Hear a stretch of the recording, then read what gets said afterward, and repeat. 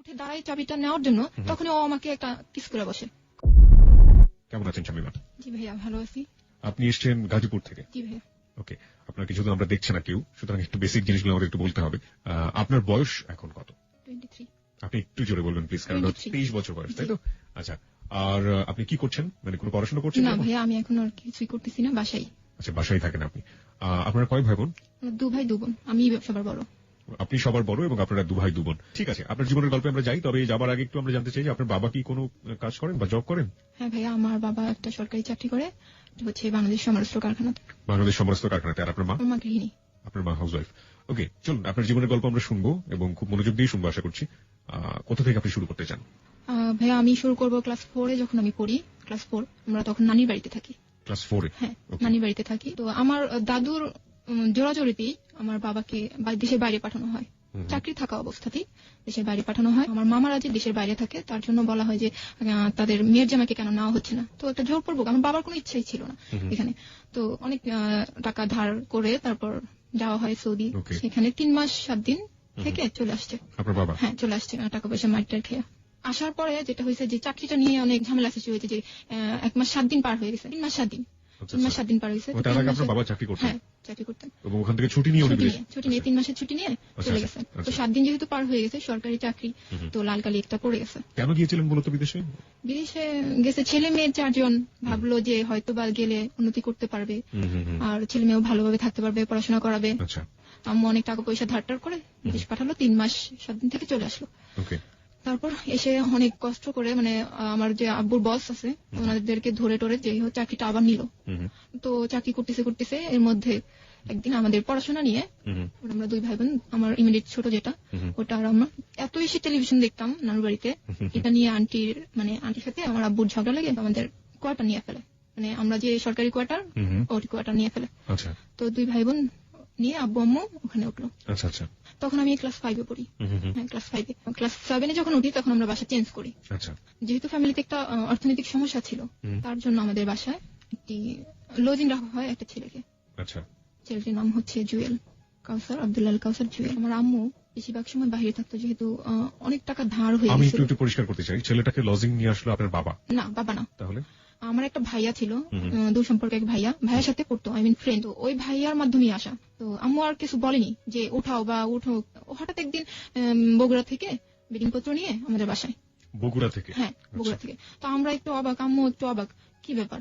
আমরা 3 ভাই বোন আর আব্বু আম্মু এক রুমে, আর একটা রুম ভাড়া দেওয়া হলো, মানে সরকারি কোয়ার্টারের মধ্যে। হ্যাঁ, সরকারি কোয়ার্টারের মধ্যে। যেটা কিন্তু কোনোভাবেই নিয়ম ছিল না।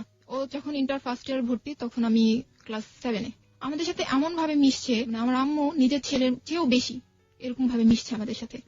মিশতে হঠাৎ করে একদিন বললো যে আমি আপনাদের সাথে ঈদ করবো। তো আমার আম্মু বললো যে ঈদ করবা তোমার বাবা মা রেখে, এটা কেমন দেখায়, তুমি এখানে ঈদ করবা? বলো না, আব্বু আম্মু কিছু বলবে না, এখানে ঈদ করবো। আমাদের সাথে ঈদ করলো। তো ঈদ করলো আমাদের সাথে, সারাদিন বাসায় ছিল না, কিন্তু আর কি রাতটা আমাদের এখানেই ছিল। এইভাবে কাটতে কাটতে যখন আমি ক্লাস 8 এ বার্ষিক পরীক্ষা দিব, এমনকি রান্নাঘরে গিয়েও সে ভাত নিয়ে খাইতেছে এরকম। তারপর যখন ক্লাস 8 এ আমি বার্ষিক পরীক্ষা দিলাম, তখন হঠাৎ একদিন ও ভিতর রুমে, মানে ও তো থাকে বাইরের রুমে, আমি ভিতর রুমে ঘর মুছতেছিলাম। ও হঠাৎ ওর রুমটা তালা দিয়ে চাবিটা দেওয়ার জন্য আমার রুমে আসে। তো ও, মানে আমি যখন উঠে দাঁড়াই চাবিটা নেওয়ার জন্য, তখন ও আমাকে একটা কিস করে বসে কপালে। আচমকা। মানে আমি তখন, মানে কি, আমি কিছুই বুঝি নাই কি হইলো। ভাইয়া, তখন তো ভাইয়া বলতাম, যে ভাইয়া এটা কি করলো, উনি আমাকে কিস করলো কেন, এরকম একটা মনোভাব। তো চলে গেল। সারাদিন আমার বাসায় ফিরে নেই। সন্ধ্যার পর যখন বাসায় ফিরতে, তখন আমি জিজ্ঞেস করলাম যে ভাইয়া, আপনি এরকম একটা কাজ আমার সাথে করলেন, এরকম প্রশ্ন করলাম। তো উনি উত্তর দিল যে আমার ছোট বোনটা তো আমার কাছে নাই, তাই আমার খারাপ লাগছে এর জন্য। আমি ওনা কিরকম জানি, আমিও ভাবলাম হয়তোবা ছোট বোন ভেবেই। তারপর যাক, এটা তো চলে গেছে, আমি ভুলে গেছি। যে এরকম সাধারণত যেটা হয় যে এরকম মানে এই বয়সটাতে খুবই ম্যাচিউর একটা বয়স, এবং এই বয়সে যদি মেয়েদের ক্ষেত্রে হোক বা ছেলেদের ক্ষেত্রে যেটাই হোক না কেন, এরকম ঘটনা ঘটলে সাধারণত ফ্যামিলি মেম্বারদের সাথে তারা ব্যাপারটা শেয়ার করে। তো আপনি কি শেয়ার করে? আমার যেটা মনে হয়, মানে বিশেষ করে ছোট বোনের সাথে হোক বা মার কাছে গিয়ে যাই হোক, আপনি কি কারোর সাথে শেয়ার করেছিলেন? না, আমি কারোর সাথে শেয়ার করি। আমার ছোট বোনটা আমার 8 বছরের ছোট, অনেক ছোট। তো ওর সাথে তো শেয়ার করার কোনো আসে না। আর আম্মু বেশিরভাগ সময় যেহেতু বাইরে থাকতো, আম্মুর সাথে অতটা বেশি ক্লোজ ছিলাম না যে সবকিছু খুলে বলবো। আর আমাকে দেখা যেত বাসা থেকে খুব বেশি বাইরে যেতে দিত না। আপনার আম্মু কোথায়, মানে যেহেতু তুমি হাউস ওয়াইফ ছিলেন, কোথায় থাকতেন? আম্মু যে ওই যে কি বলে এটাকে, সমিতি যেটাকে বলে, এটার সাথে জড়াই গেছিল অনেক বেশি। সমিতি করতেন? হ্যাঁ, সমিতি করতেন। এই বেশিরভাগ সময় বাহিরে বাহিরে থাকতেন। তো এই খুব বেশি সময় পাইনি তার সাথে যে কথাগুলো খুলে বলবো।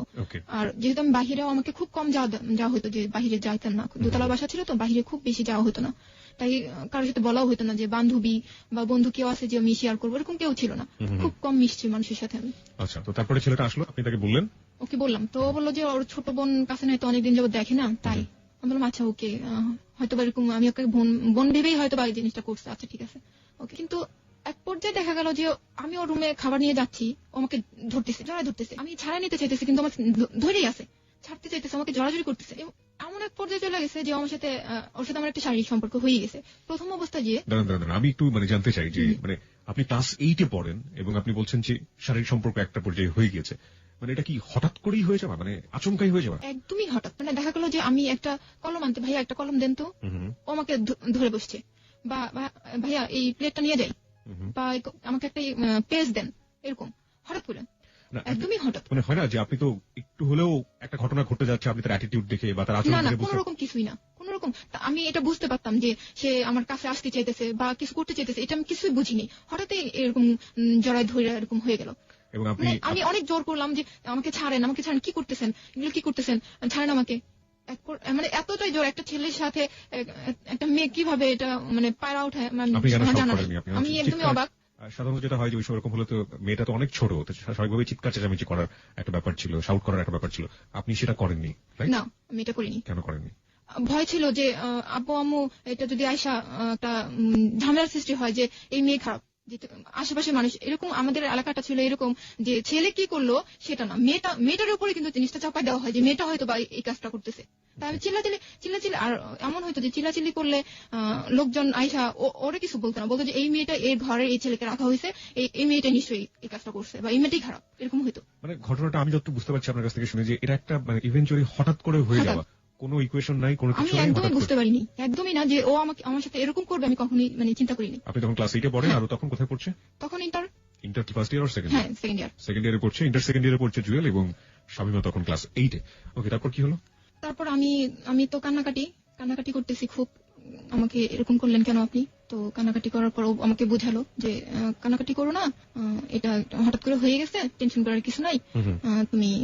আমি তো একা একা খুব কান্নাকাটি করি, চিন্তা করি যে আমার সাথে কি হইলো। তারপর একের পর এক যখনই ও দেখতেছে যে আমার ফ্যামিলির কেউ নাই বা আমি একা, তখনই আমাকে ধরার চেষ্টা করছে, তখনই আমার সাথে একটা সম্পর্ক তৈরি করে জোর করে।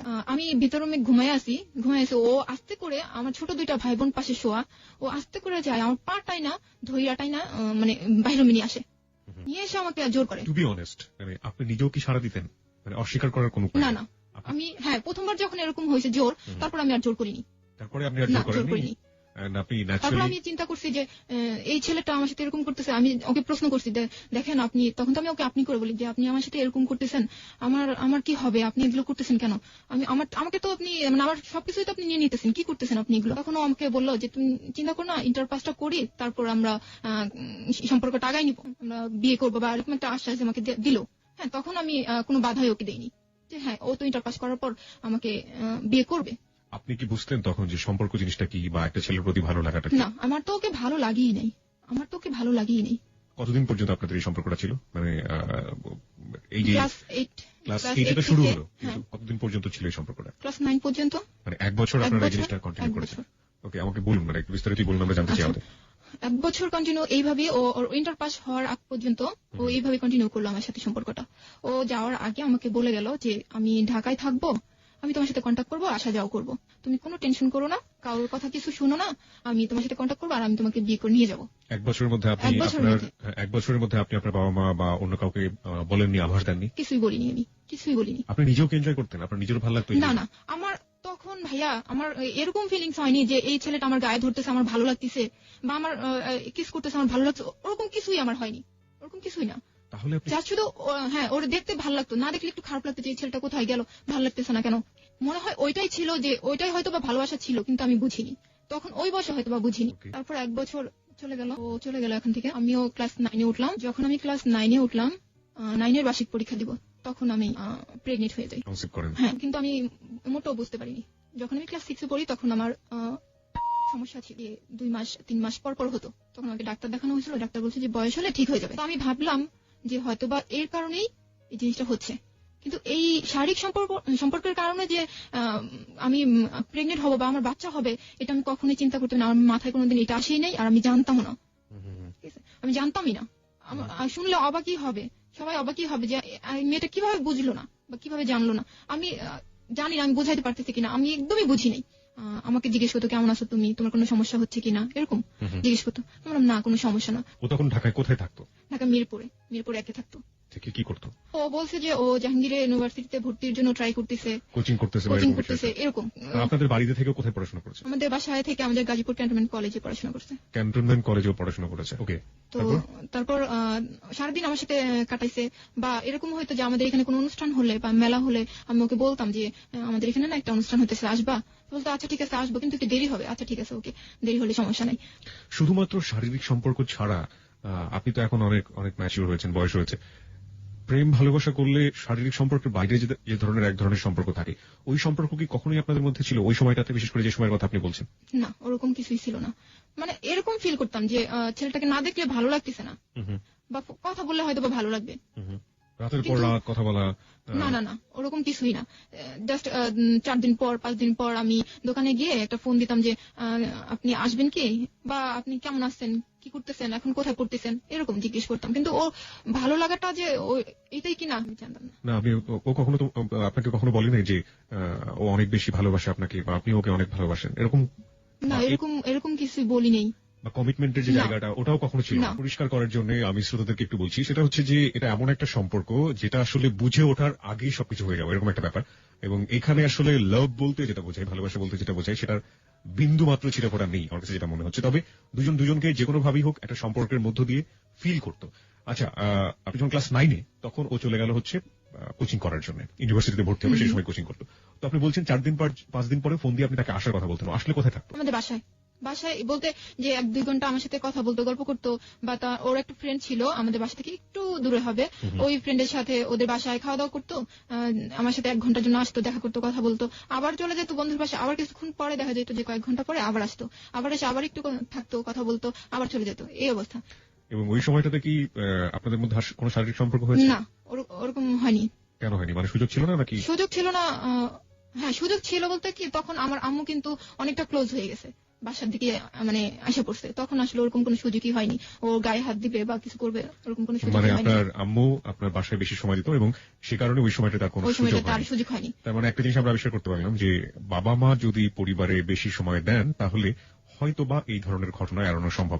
ওকে, আমি একটু আরো পরিষ্কার করতে চাই। আপনি একটু আগে বলছিলেন আপনার প্রেগন্যান্সির কথা, আপনি যখন প্রেগনেন্ট হয়ে যান ক্লাস 9-এ, তার মানে আপনার সম্পর্ক শুরু হচ্ছে ক্লাস 8 বা 1 বছর টানা কন্টিনিউ করার পর ক্লাস 9-এ এসে আপনি প্রেগনেন্ট হয়ে গেলেন। সাধারণত এত বড় সময়ের সম্পর্ক, ও তো অনেক ম্যাচিউর ছিল, ও ইন্টারমিডিয়েটে পড়তো এবং ও তো অনেক ম্যাচিউর ছিল, আপনি না হয় কিছুই বুঝতেন না, ক্লাস 8-এ পড়েন। ও তো চাইলে এই ধরনের সমস্যা এড়াতে পারতো। কিন্তু ও আমাকে একটা জিনিস বলতো যে তোমার কোনো সমস্যা আছে, তোমার কোনো প্রবলেম আছে। আমি বলতাম না, কোনো প্রবলেম তো নাই আমার, কোনো প্রবলেম নাই, এরকম বলতাম। কিন্তু ও যে কি মিন করে বলতেছে এটা কিন্তু আমি জানতাম না। ও আমার জিজ্ঞেস করতো তোমার কোনো সমস্যা আছে, না আমার তো কোনো সমস্যা নাই, এরকম। যাই আমরা ক্লাস 9-এর দিকে যাই, আপনি যখন প্রেগনেন্ট হয়ে গেলেন সেই গল্পটা একটু জানতে চাই। আচ্ছা, ক্লাস 9-এ আমি আমার ভেতরে একজন হইতেছে, বা আমার ভেতরে কেউ একজন হইতেছে, আমি বিন্দু পরিমাণ বুঝিনি। আমার শারীরিক পরিবর্তন হইতেছে, আমি একটু বুঝিনি। আমি দিব্যি স্কুলে যাইতেছি, খাইতেছি, খাওয়াটা অনেক বেশি খাইতেছি, এমন দেখা যাইতেছে যে একটা জিনিস অনেক বেশি খাইতেছি যেটা আমি খাই না। এরকম আমার অনেক পরিবর্তন হইতেছে, আমি কিছুই বুঝতেছি না যে আমি লেবুটা এত বেশি খাইতেছি কেন, আমি কেন করতেছে, বা আমার যে হইতেছে না, সেটাই আমি ভাবতেছি যে আমার হয়তো ওই রোগটা ছিল, অসুখটা ছিল, এর জন্য হয়তো বা হইতেছে না। আমি মনে মনে রাখতেছি, আমি কাউকে বলিনি। আমার ক্লোজ একটা বান্ধবী ছিল, ওকেও আমি কখনো এই কথাটা বলিনি, কারণ আমি বুঝতেছি কি যে হয়তো বা এর জন্যই, এই অসুখটার জন্যই হয়তো বা 2003-এর জুলাই মাসে 15 তারিখে সবার কাছে জানাজানি হয়ে গেল যে আমি প্রেগনেন্ট। কিভাবে হলো? গাছে উঠতে পারতাম, অনেক গাছে উঠতে পারতাম আমি। তো পেয়ারা খাওয়ার জন্য গাছে উঠছিলাম। গাছে ওঠার পর আমার একটা পাশের এক আন্টি আমাকে দেখছে যে আমার শরীরটা অনেক মোটা হয়েছে, বা আমার পেটটা অনেক উঁচা লাগতেছে, এরকম।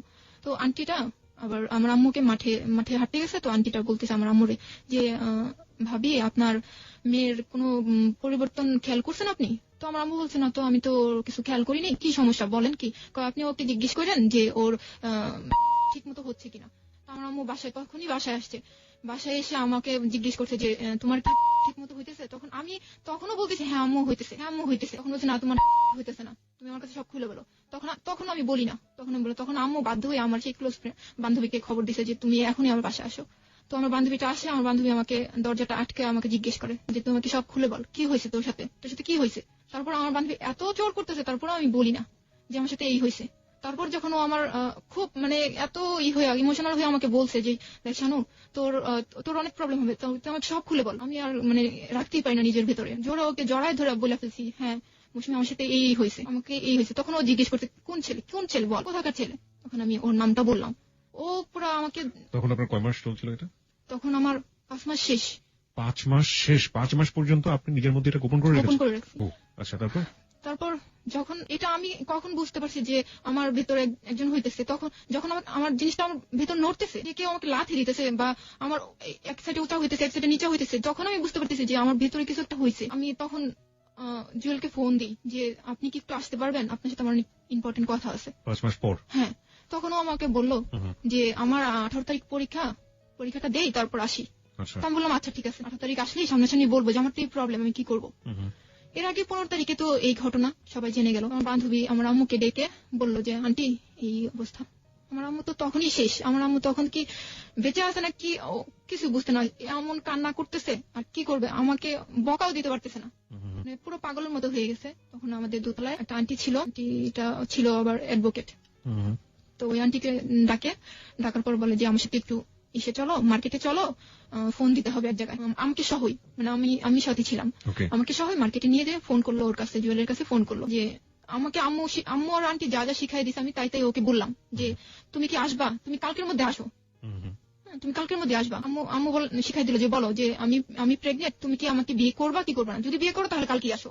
আপনার আম্মু আপনাকে এই কথা বললো ওই ছেলেকে বলার জন্য যে তুমি আসো। তারপরে যখন ও আমার কথায় সাই দিতেছে না, তখন আমার ওই আন্টিটা ফোন নিয়ে বললো যে দেখো জুয়েল, ও তো নাছরবান্ধা, ও বললেন আমার পরীক্ষা আমি আসতেই পারবো না, পরীক্ষা আমি আসতে পারবো না। একই কথা, আমার বাসায় তো পুরো একদম অন্ধকার। আমার আব্বুরে বললো, আমার আব্বু আমাকে সবচেয়ে বেশি 4 ভাই বোনের মধ্যে সবচেয়ে বেশি ভালোবাসে। সে জায়নামাজ থেকে এক বিন্দুর জন্য উঠে নেই, শুধু আল্লাহর কাছে একটা দোয়া করছে আমার মেয়ের কোনো সর্বনাশ, কোনো ক্ষতি যেন না হয়, এই ছেলে যেন আশা পড়ে, এরকম একটা। ওখান থেকে উঠিনি, জায়নামাজ থেকে উঠিনি আমার আব্বু। তো আমাকে আমার আম্মু আরো অনেক কিছু ডিটেল জিজ্ঞেস করলো যে তুমি কবে এগুলো করছো, কেন করছো এই। তখন আমি বললাম যে আম্মু আমি তো আসলে আমার সাথে এরকম হয়েছে।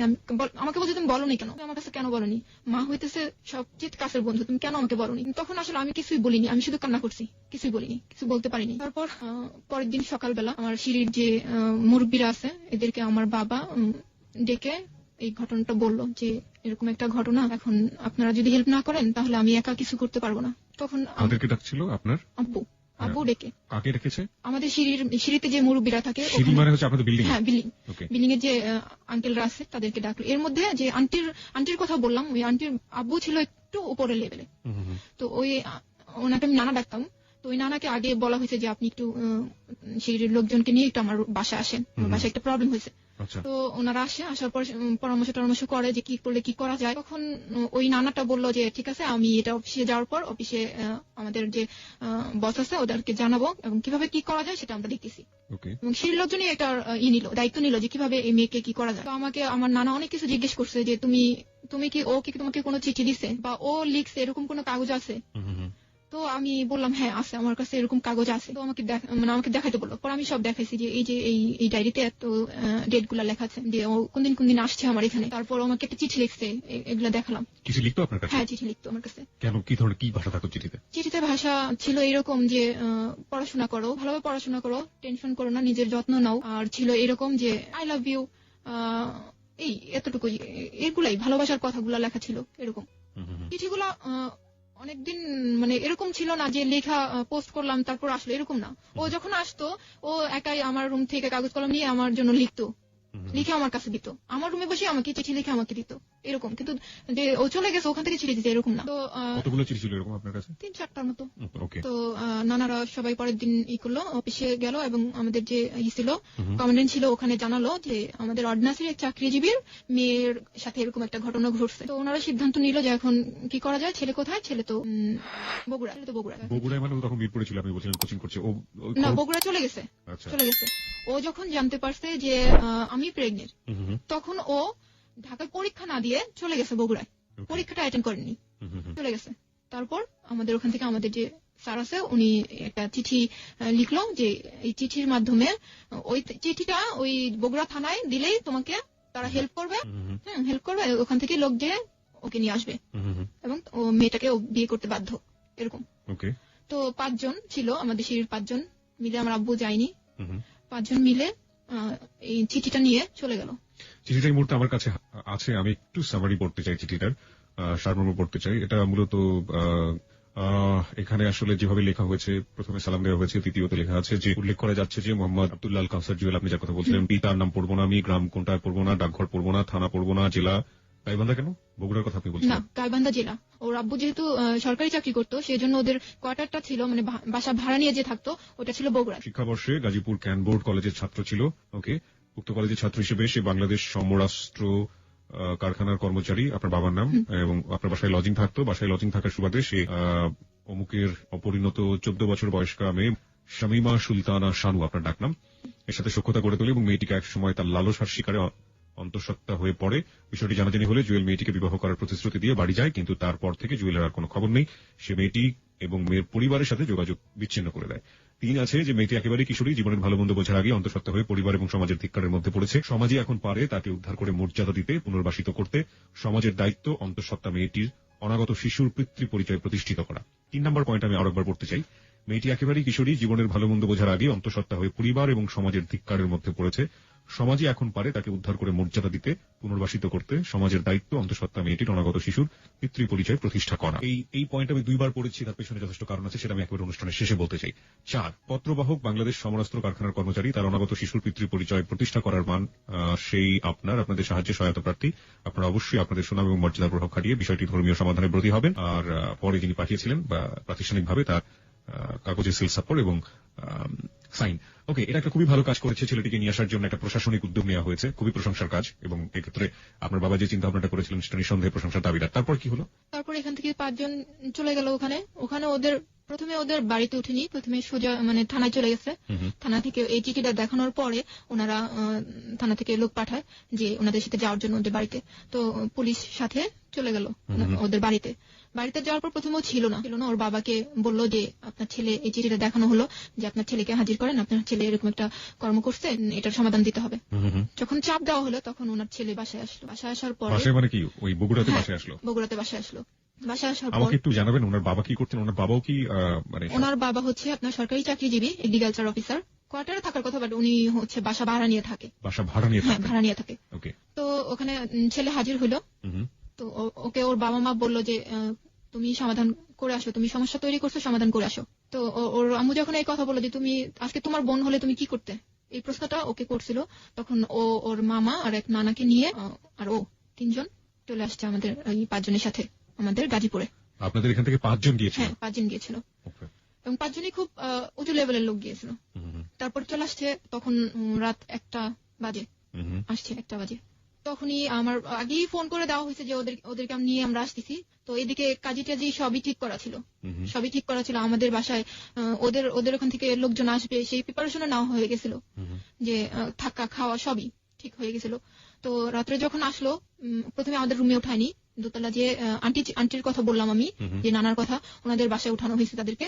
তারপর তাদের সাথে একটা কথা বলা হলো যে এখন তো ছেলেকে, এই মেয়েকে বিয়ে করতে হবে, এখন আপনারা কি করবেন আপনারা, বা কি ওর জন্য কিছু কিনবেন বা কিছু নিবেন? তখন ওর মামা বললো যে হ্যাঁ, ওর জন্য আমরা একটা শাড়ি আর একটা নাকফুল নিয়ে আসবো। আমার এখানে 2টো পয়েন্ট আছে। একটা হচ্ছে এই পত্রে উল্লেখ করা আছে আপনার বয়স 14 বছর, এবং এটা একটা প্রশাসনিক পত্র এবং একটা প্রাতিষ্ঠানিক পত্র। সেই সময়ে তাকে আপনার চিন্তা করা হচ্ছে আপনাকে বিয়ে দেওয়া হবে, এবং আমার বয়স হচ্ছে তখন 14 বছর, যেটা এই পত্রে একদম স্পষ্ট করে উল্লেখ করা আছে। বাংলাদেশ সরকারের নিয়ম অনুযায়ী 18 বছরের নিচে কোনো মেয়েকে বিয়ে দেওয়ার কোনো এখতিয়ার কারণ নেই, এবং প্রাতিষ্ঠানিকভাবে সেটার উদ্যোগ নেওয়া তো একেবারে রীতিমতো অন্যায়। তাহলে এই ধরনের কাজ তারা কোন চিন্তাতে করেছিল, মানে কেন করেছিল, আপনার কি মনে হয়? তখন তো এটা ছাড়া মনে হয় না যে কিছু করা ছিল। তারা এই চিন্তাটা করছে যে বয়সটা যখন আর কি 14 বছর, এটাকে একটা তো সমাধানে নিতে হবে, যে মেয়েটাকে তো বিয়ে দিতে হবে। কিন্তু আচ্ছা ঠিক আছে, আমি বরং এই প্রশ্নটা আমি শ্রোতাদেরকেই করতে চাই, ওকে আসলে প্রশ্নের মধ্যে না ফেলাটাই উচিত হবে, ও বরং ওর জীবনের গল্পটা ভালো করে বলুক আমাদের কাছে। আমি বরং এই প্রশ্নটাই করছি, মানে পুরো সিস্টেমটাকে প্রশ্নটা করছি, যে লেটারটা দিয়ে সে ছেলেটাকে নিয়ে আসা হলো ধরে, সেটা একটা প্রাতিষ্ঠানিক পত্র, এবং সেই পত্রে স্পষ্ট করে উল্লেখ করা আছে বাসায় লজিং থাকার সুবাদে সে জনাব অমুকের অপরিণত 14 বছর বয়স্কা মেয়ের সাথে সখ্যতা করে তোলে এবং এই পত্রের প্রেক্ষাপটে সেখানে গিয়ে প্রাতিষ্ঠানিকভাবেই তাকে ধরে নিয়ে আসা হয়েছে এবং সেই সময়টা বিয়ে দেওয়ার চেষ্টা করা হচ্ছে যখন শানুর বয়স মাত্র 14 বছর, মানে প্রাপ্তবয়স্ক হতে তার আরো 4 বছর বাকি। আচ্ছা, তারপরে কি হলো? তারপর ওর মামা আর ওর নানা মিলে আমাদের এখানকার একটা মার্কেটে গিয়ে একটা শাড়ি, একটা সুতি শাড়ি আর একটা নাকফুল নিয়ে আসলো। নিয়ে এসে তখন আমাদের বাসায় নিয়ে আসা হলো, ওদের দোতলা থেকে নিচে নামানো হলো যে আসেন। তো ওরা বাইরের রুমে ছিল, আমি ভিতর রুমে ছিলাম। বিয়ে পড়ানো হলো। সেখানে যে জিনিসটা হয়েছে যে কাবিন নিয়ে অনেকটা কথা কাটাকাটি হয়েছে, অনেক কথা কাটাকাটি হয়েছে। যে এরকম ছিল যে আমার এখানে যারা আছে, আমার লোকজন, আমার আত্মীয় স্বজন, এরা চাইতেছে যে 5 লাখ টাকা কাবিন হোক। কিন্তু ছেলের যে গার্জিয়ান আছে দুজন, ওরা বলতেছে না, কিছুতেই 5 লাখ টাকা করবো না, আমরা 2 লাখের উপরে কাবিন করবোই না। অনেকটা জোরাজুরি করার পর ওরা যেহেতু আমাদের এখানে আর আমাদের এখানে লোকজনের একটা চাপে ওরা বললো ঠিক আছে, ওকে, বাধ্য হলো করতে। ঠিক আছে 5 লাখ। তারপরে 5 লাখ টাকা কাবিন করে আমার বিয়ে পড়ানো হলো। সেই রাতেই তখন রাত 1টা বাজে। তখন আপনার বয়স 14 বছর, আপনি ক্লাস 9 এ পড়েন, রাইট? হ্যাঁ। তারপর ছেলেটা কিসে পড়তো তখন? ছেলেটা এখনো পড়েনি, ইন্টারমিডিয়েট কমপ্লিট করেছে। তার মানে ছেলেটার বয়স 18 বছর, সর্বোচ্চ 18 বছর। তার মানে সেও কিন্তু প্রাপ্তবয়স্ক হয়নি। এবং এই ব্যাপারগুলো যদি গ্রামাঞ্চলে ঘটে থাকে, আমরা যদি গ্রামাঞ্চলে দেখি এই জিনিসগুলো হয়েছে, ওরা তো ভুল করেছে, ব্যাপারে কোনো সন্দেহ নেই, ওরা দুজনই ভুল করেছে এবং সেটা ব্যাপারে আমরা কোনো মন্তব্যই করতে চাই না। হ্যাঁ, ভুল করেছে, কিন্তু সমাজ, এখানে সমাজের কথা বলা হচ্ছে, সমাজের সাথে বিশাল এক প্রতিষ্ঠান জড়িত, প্রতিষ্ঠানের কথা বলা হচ্ছে, সবকিছু মিলিয়ে যে আসলে কি হলো এটা আপনারা বিবেচনা করে নেবেন, কারণ দুজনই কিন্তু প্রাপ্তবয়স্ক নয়। যাই হোক, তারপরে কি হলো? তারপর আমার আন্টি, মানে যে আন্টির কথা আমি বলতেছি বারবার, ওই আন্টি আমাকে বললো যে তুমি এখন একটু ওই রুমে যাও, জুয়েলের কাছে যাও, কথা বলো। আমি তো খুবই রাগ যে আমি ফোন করছি, আমি আমার আম্মু, আমার আন্টি ফোন করছি, তারপরে ও পরীক্ষায় অ্যাটেন্ড না করে ও মিথ্যে বলে ফাঁকি দিয়ে ও বগুড়ায় কেন চলে গেল? ও যদি আমাকে বিয়ে করবে বলে আশ্বাস দিয়ে ও কেন চলে গেল? এরকম একটা রাগ মনের ভিতর। তখন আমি কিছুতেই ওর রুমে যাবো না, খুবই রাগ, আমি যাবো না, কিছুতেই যাবো না ওর সামনে। ওর চেহারা দেখতে যেন আমার খুব বেশি রাগ হইতেছে, এরকম একটা ভাব, যাবোই না। তখন আমার আব্বু বললো যে শানু তুমি যাও। তখনই আমি আর একটা কথাও বলিনি, গেলাম, রুমে গেলাম। তখন আমার জিজ্ঞেস করছে, আমি যাওয়ার আগে একটু আপনার কাছ থেকে জানতে চাই, প্রত্যেকটা মেয়ের জীবনে, প্রত্যেকটা ছেলের জীবনে বিয়ে ব্যাপারটা অদ্ভুত রকমের একটা স্বপ্নের জায়গা, একেবারে অনাড়ম্বর ভাবে, একেবারে কোন রকম বললেন একটা সুতি শাড়ি, একটা অসামাজিক একটা পরিবেশ, সবকিছু মিলিয়ে এরকম একটা। আপনার ফিলিংসটা এই মুহূর্তে কেমন ছিল? ফিলিংসটা আসলে একটা, আমার ছোটবেলা থেকে যখন থেকে আমি বুঝি যে বউ জিনিসটা যখন আমি বুঝি, তখন মনে হইতো যে বউ সাজবো, একসময় আসবে যে আমি অনেক সুন্দর করে বউ সাজবো। যখন ও একটা সুতি শাড়ি আমাকে দিল, আমি শাড়িটা পরি নাই, আমার উপরে দেওয়া হয়েছিল, মাথার উপরে দেওয়া হয়েছিল, নাকফুলটা আমি পরছি, বাট শাড়িটা যখন আমি মাথার উপরে দিছি, আমার ভেতর থেকে অনেক কষ্ট হইতেছিল, অনেক কাঁদতেছিলাম আমি, যে আমার লাইফে কি হয়ে গেল, আমি কি ভাবলাম, কি হলো, আমি কি করতে চাইলাম, কি হইলো আমার লাইফটা, এরকম একটা কাজ করছে। তারপর রুমে গেলাম, যাওয়ার পর আপনাদের কি বাসর ঘর সাজানো হয়েছিল? না, কিছুই হয়নি, সিম্পল একটা রুম। রুমে যাওয়ার পর ও আমাকে অনেক প্রশ্ন করা শুরু করলো যে তুমি কেন আমাকে বললা না, আগে কেন বললা না, কেন তুমি লুকাইলা, আর আজকে লুকাইছো বিধায় এই অবস্থা হয়েছে তোমার লাইফটা নষ্ট করছো, আমার লাইফটা নষ্ট করছো, এরকম কথাবার্তা। তখন আমার অনেক কষ্ট লাগছে, আমি কিছু না বলেই শুয়ে পড়ছি, চুপচাপ যাই শুয়ে পড়ছি এক সাইডে। শুয়ে পড়ার পর ও বলতেছে যে জানালাগুলো লাগাও। আমি আবার উঠলাম, উঠে আবার জানালাগুলো লাগা আবার ওর সাথে কথা না বলে আবার শুয়ে পড়লাম। তখন ও আমার হাতটা ধরে টেনে, মানে সোফা ছিল, ও সোফাতে বসা ছিল, হাতটা ধরে টেনে সোফাতে বসানোর পর খুব কান্নাকাটি শুরু করে দিল। আমি ওর মুখে দিক তাকায় আছি, আমার মান সম্মান, আমার বাড়িতে পুলিশ গেছে, বাড়িতে মান সম্মান কিছুই রইলো না, আমি বাবা মার কাছে ছোট হয়ে গেলাম, আমার বাবা মা আমাকে কি বলবে, আমি কি করলাম, এরকম কথাবার্তা বললো। তো ওর কান্না দেখে আমারও কান্না পাইলো, যে আমরা দুজনেই ভুল করছি, এরকম মনে হলো যে আমরা দুজনেই ভুল করলাম, কেন করলাম আমরা এরকম মনে হইতেছিল তখন। তারপর রাতটা তো এইভাবেই পার হয়েছে। পরের দিন সকালবেলা ওর মামা এবং নানা দুজন চলে যাবে। তো ওর বড় ভাইকে ফোন দিল যে ভাইয়া তুমি আসো, এই দুজন চলে যাক। তো ওর ভাই তারপরে দিন চলে আসলো, আর ওই দুইজন চলে গেল। ওর বড় ভাই আসার পর থেকে শুরু হলো আমাকে বোঝানো। ভাই আসার সাথে সাথে আমাকে বোঝানো শুরু হয়ে গেল যে তুমি, আমি খাটে ওপর বসে আছি, সে একটা টোল ছিল, সুপার যে টোলটা সামনে নিয়ে বসে আমাকে বলতেছে যে তুমি এক কাজ করো, তুমি বেবিটা মিসক্যারেজ করে ফেলো। এটা বড় ভাই প্রথমে আপনাকে বলল? বড় ভাই প্রথমে বলল। তখন আমি একটু অবাক, আমি একবার ওর দিক তাকাইতেছি, একবার ভাইয়ার দিক তাকাইতেছি। তারপর আরো অনেক কিছু বোঝানো শুরু হয়ে গেল যে যদি তোমার এই বেবিটা ছেলে হয় তাহলে দেখা যাবে যে সবার আগে বাবাকে খুন করতেছে, আর যদি মেয়ে হয় তাহলে কখনোই বিয়ে দিতে পারবে না, সবাই তাকে জারজ সন্তান বলবে, বড় হয়ে কোথাও বিয়ে দিতে পারবে না, আর তোমার পড়াশোনাও নষ্ট হয়ে যাবে, আর তোমার হাজবেন্ডের যে এখন একদম মাঝপথ, এই পথেও তোমার হাজবেন্ডের পড়াশোনাও নষ্ট হয়ে যাবে। তারপর কি করতে হবে, যে কামলা দিয়ে খেতে হবে। তখন কি তোমরা ভালো থাকতে পারবে? এরকম আমাকে প্রশ্ন করতেছে, বিভিন্ন রকমের প্রশ্ন করে আপনাকে বোঝানোর চেষ্টা করতেছে। তো আমার হাজবেন্ডও কিন্তু এরকমই কথাবার্তা আমাকে বলতেছে, বুঝাইতেছে, একদিন দুদিন করে বুঝাইতেছে। লাস্ট আমি একটা কথা আমাকে বলা হয়েছিল যে তুমি মেয়ে হলে বিয়ে দিতে পারবে না, মেয়ে হলে তুমি বিয়ে দিতে পারবে না, তাকে জারজ বলা হবে।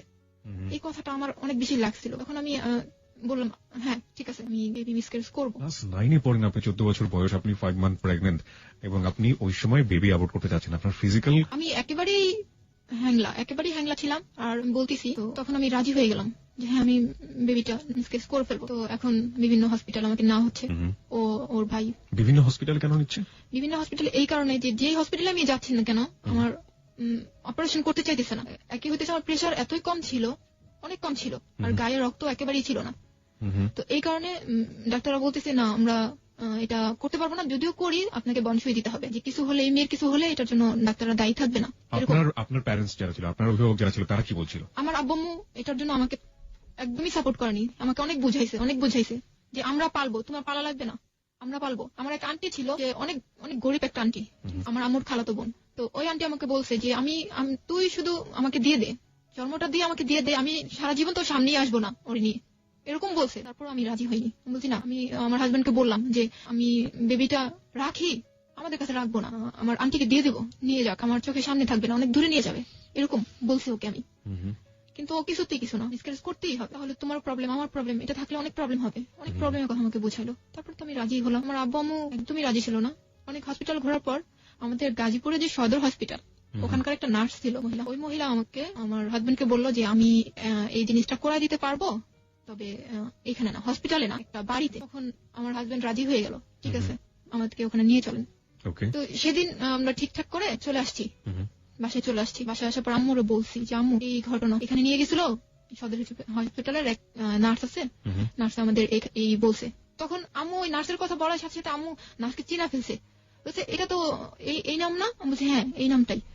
তো বলছে বাবা তুমি মরে যাবা, আমাকে বলছে বাবা তুমি মরে যাবা, তোমার কোনো দরকার নাই, তুমি জুয়েলকে মানা করে দাও যে আমি মিসক্যারেজ করবো না, মানা করে দাও। আমার মা তো একদমই রাজি না, একদমই না। তো আমি বললাম না আম্মু এই সমস্যা হবে, দেখো মা আমার এই যে পড়াশোনা একদম একেবারে নষ্ট হয়ে যাবে, আর ছেলে হলে ওর বাবাকে খুন করবে, মেয়ে হলে এই করবে, বিয়ে দিতে পারবো না, যার সন্তান বলবে, এরকম আমার মাকে আমি বুঝাইতেছি। তারপর আমার আম্মু আর কিছুই বলে নাই, আম্মু রাজি না, মানে হ্যাঁও বলে নাই নাও বলে নাই, কিছুই না, চুপ করে আছে। তার পরের দিন সকালবেলা আমি আমার হাজবেন্ড দুজন হসপিটালে, মানে ওই সদর হসপিটালে চলে গেলাম। যাওয়ার সময় আম্মু গোসলখানায় ছিল, বলার জন্য যে বলবো যে আম্মু আমি চলে যেতেছি। আম্মু আমার চেহারাটাও দেখেনি, শুধু গোসলখানার ও পাশে আম্মা ছিল, আমি এ পাশ থেকে বললাম যে আম্মু আমি চলে গেলাম। ওখান থেকে ওই নার্স একটা বাড়িতে আমাকে নিয়ে গেল। ওখানে ওই বাড়িতে আসলে যে মহিলা, ওই মহিলা বেবি মিসক্যারেজই করে, ওনার কাজই হচ্ছে এটা। তো রুমটা ছিল এরকম, আমি বলতে চাই যে একটা বেড ছিল আর পাশে আরেকটা বেড ছিল, আর যে বেডটাতে আমি ছিলাম ওই বেডটা আমাদের বিছানা যেরকম তোষক জাজিম টাজিম থাকে এরকম সেম, কোন হসপিটালে যে বেডগুলো ওরকম না, এরকম বেড। তো ওখানে আমাকে নিয়ে গেল, ওখানে ওই বেডে আমাকে রাখা হলো, এবং যখন আমি গেছি তখনই আমাকে দেওয়া হলো, স্যালাইন দেওয়া হলো, আর একের পর এক ক্যাপসুল খাইতে দেওয়া হলো। আমার একের পর একটা ক্যাপসুল খেলাম। আর এটা ওই নার্সে করছে, কোনো ডাক্তার না, কোনো ডাক্তার না, নার্সও বলা যাবে না ওটাকে। নার্স তো ওখানে আমাকে পরিচয় করে দিয়ে চলে আসলো। কে করছে আপনি কিছুই জানেন না? কে করতেছে আমি কিন্তু জানি না। একটা মহিলা ছিল, একটা বুড়া মহিলা ছিল, উনি করছে সবকিছু। উনি আমাকে ওষুধ দিতেছে, উনি আমাকে স্যালাইন লাগাইছে, উনি আমাকে এই স্যালাইনের ভিতর যে বিভিন্ন রকমের ওষুধ ওগুলা দিচ্ছে, ওই মহিলাই করছে। যখন আমি আমার পেটের ব্যথাটা আস্তে আস্তে বাড়তে শুরু করলো, পেটে ব্যথা করতেছে, আমার কোমর থেকে পেটে ব্যথা করতেছে, আস্তে আস্তে ব্যথা করতেছে। যখন আমার ব্যথাটা এত পরিমাণ বেড়ে গেল যে আমি কিছুতেই থাকতে পারছি না, আমার অনেক চিল্লাচিল্লি করতেছি, আমি অনেক চিল্লাচিল্লি করতেছি। তখন আমার হাজবেন্ড কি করলো, যে আমার আম্মুকে যে বাসায় আয়সা নিয়ে গেল, আমাকে ওই অবস্থা ওখানে রেখে আমার আম্মুকে নিতে আসলো। আমার আম্মু কিন্তু আম্মু ডাকে না, ডাকে আন্টি। তো বললো আন্টি আপনি একটু চলেন, সামনের অবস্থা তো ভালো না, একটু চলেন, এরকম। তো আম্মু তো ওই কথা শোনার পর আমার আম্মু পাগলের মতো ওর সাথে চলে আসছে। আমাকে যখন দেখছে যে আমি বেডের মধ্যে এরকম ব্যথায় কাতরাতেছি, তখন আম্মু যে কি করছে আমি মানে না দেখলে সেটা কেউ বুঝবে না। আমার সারা মুখে আম্মু এত চুমা খাইতেছে আর বলতেছে আমার মেয়ে মরে যাচ্ছে, আমার মেয়ে মরে যাচ্ছে, এরকম করতেছে। তারপর ওই দিন সারাদিনই আমি বেডে ছিলাম, এরকম চালান চলতেছে, আমি ব্যথা এরকম চিল্লাইতেছি। পরের দিন শুক্রবার সকালবেলা, এটা ছিল 16 আগস্ট, বেবিটা নর্মালি হইলো, এবং নর্মালি হলো এবং সেটা মৃত। আমি একটা কথা বলতে চাই যে যখন বেবিটা অনেক নড়তেছিল আমার পেটের মধ্যে, তখন ওই মহিলাটা একটা ছোট কলসির মধ্যে গরম পানি নিয়ে আমার পেটের উপর রাখছিল। তখন মনে হলো কি যে আরো বেশি মনে হয় বাচ্চাটা নড়তেছে, চিল্লাইতেছে, এরকম মনে হলো আমার কাছে। তারপরে পরের দিন তো হলো, তখন আমার আন্টিকে আমার আম্মু খবর দিল যে তুমি একটু আসবো। এটা ওই আন্টি যে আন্টিটা বেবিটা নিতে চাইছিল, বলছিল আমি সারা জীবন আসবো না তোমার সামনে। আন্টিটা আসার পরে আমি বললাম, আন্টি আমাকে একটু বেবিটাকে দেখান তো, চেহারাটা একটু দেখান আমাকে। তো আন্টি একটু ঘুরায় আমাকে চেহারাটা দেখালো। তখনই আমি সেই মুহূর্তে আমি বুঝতে পারলাম যে আমি কত বড় একটা ভুল করছি। সেদিনই চলে আসছি, ওখান থেকে নিয়ে আসছে আমাকে একটা সিএনজি ভাড়া করে বাসায় নিয়ে আসছে। নিয়ে এসে আমি খুবই অসুস্থ, আমাকে ওষুধপত্র দেওয়া হয়েছে, আমি একদমই মানে আমাকে কোলে করে মানে এসে নিতে হয়, গোসলখানায় কোলে করে আমাকে টয়লেটে নিতে হয়, এরকম অবস্থা। বেবিটা কি ছেলে ছিল না মেয়ে ছিল? মেয়ে ছিল। তো অনেক অসুস্থ, ও আমাকে এখানে রেখেই আস্তে আস্তে বিকাল হয়ে গেছে, একটু সন্ধ্যা সন্ধ্যা টাইপ হয়ে গেছে। তো আমার আম্মু তখনও আর কি ওষুধপত্র আনতে পারেনি। আম্মু আর আব্বু দুজনে মিলে মানে আমাদের বাহিরে গেল আর কি, মার্কেটে গেল যে ওষুধগুলো নিয়ে আসি। আর ওরে রাইখে গেল, আমার হাজবেন্ডকে আমার বাসায় রেখে গেল যে তুমি একটু কাছে বসে থাকো, ওর কাছে বসে থাকো। তো ও বসেই ছিল। কিছুক্ষণ পরে একটা ফোন আসছে, ফোনটা ছিল ওর একটা পাতানো বোন ছিল, ওইটা আমাদের ওখানকারই পাতানো বোন। ও বোন ডাকছিল আর ওর ওই বোনের মাকে ও মা ডাকছিল। তো ওই ফোনটা পেয়ে ও আমাকে, আমার এত জ্বর, এত অসুস্থ, আমি এই অবস্থায় রেখে ও চলে গেল বোনের কাছে, চলে গেছে। অনেকক্ষণ হয়ে গেছে, এর মধ্যে আমার এত জ্বর উঠছে, মানে আমি কাঁপতেছি। আমার ছোট বোনটা একটা ল্যাব দিছে, আরেকটা ল্যাব দিছে, 3টা ল্যাব দেওয়ার পর আমি কাঁপতেছি, আমি কাঁপা পড়ে যেতেছি, এত আমার জ্বর উঠছে। বালিশ দিয়ে আমার ছোট বোনটা উপরে উঠা মানে চাপ দিয়ে রাখছে আমাকে। তো তারপরে দেখতেছি আমি আরো বেশি, মানে আমার অবস্থা তো খারাপ। তার পাশে একটা আন্টি ছিল, আন্টিকে ডেকে নিয়েছে, আন্টি একটু আসেন তো, আপু তো এরকম করতেছে। তো আন্টিও আসছে, এমন সময় আমার আব্বু আম্মু চলে আসে। আসার পর দেখে আমার এই অবস্থা, তাড়াতাড়ি মাথাটাতে পানি টানি দিল, দেওয়ার পরে একটু ঠিক হলাম, ওষুধ খাওয়ালো, একটু ঠিক হলাম। তো আমাকে জিজ্ঞেস করলো জুয়েল কোথায়। আমি বললাম ও রোজি আপু ফোন দিছে তো ওখানে গেছে। ওর বোনের কথা বললাম যে ওখানে ফোন দিছে তো ওর কাছে গেছে। তো আমার আব্বু এত রাগ ছিল, মনে হয়েছিল সেদিন ওকে মেরেই ফেলবে, এই অবস্থা। আমার আব্বু খুব রাগ করছে। ও আসার সাথে সাথে আমার আব্বু ওর ডাইকে নিছে, এদিকে আসো। তো যাওয়ার পরে ও আমার আব্বুর, আমি জানি না, আমি তো এই রুমে, ও আব্বুকে হাত দুইটা ধরে কি যে বললো আমি জানি না। আমার আব্বু একেবারেই ঠান্ডা হয়ে গেল, কিছুই বললো না, কিছুই বললো না যে আমার মেয়েটাকে এইভাবে রাখা গেলা, বা আমার মেয়েটাকে এত অসুস্থ তুমি কিভাবে গেলে, ওখানে যাওয়াটা কি এত জরুরি ছিল, এগুলো কিছুই বলেনি। ও হাত ধরে কি বোঝালো, আমার বাবা একদমই ঠান্ডা হয়ে গেল। কি বুঝেছিল পরে জেনেছেন কিছু? না, আমি কিছুই শুনিনি। কথাটা এরকম ছিল যে ও এরকম একটা ছেলে যে কোনো মানুষের সাথে কথা বলতো এমনিতেই নর্মাল হয়ে যেত, মানে ওর প্রতি একটা আকর্ষণ চলে আসতো, ছেলে হোক মেয়ে হোক। এখানে আমি একটু বলি তাদেরকে, সেটা হচ্ছে যে he is looking to smart, এবং ওর ছবিগুলো আমি দেখেছি, আসলেই অনেক অনেক সুন্দর দেখতে, অনেক ইয়াং, অনেক হ্যান্ডসাম দেখতে। এবং শামিমা আজকে কিছু পিকচার মানে কিছু ফটো নিয়ে এসছে ওর সাথে করে, তো ছবিগুলো আমি দেখছিলাম, আসলে ওদের সেই সময়কার ছবিগুলো বর্তমানে যদি দুই একটা আসে ওর কাছে, ওগুলো একটু দেখার চেষ্টা করেছি। আমার কাছে মনে হচ্ছে যে ও আসলে দেখতে অনেক ভালো এবং অনেক স্মার্ট এবং খুবই গুড লুকিং একটা ছেলে। যাই হোক, তারপরে কি হলো? তারপর ও বুঝাইতে যে আব্বুকে বুঝাইতে যে এই রুমে চলে আসলো, খাওয়া দাওয়া করলো, আমাকেও খাওয়াইলো। পরের দিন সকালবেলাও চলে গেল, আমাকে এই অবস্থায় রেখে। আমি অসুস্থ, আমি নিজে কিন্তু নিজে হেঁটে গোসলখানায় যেতে পারি না। ওই বড় যে ভাইটা এসেছিল তিনি কি করলেন? তিনি তো আমাকে যখন বাচ্চাটা মিসক্যারেজ করে ওটার পরেই উনি চলে গেছে, উনি আর থাকিনি, চলে গেছে।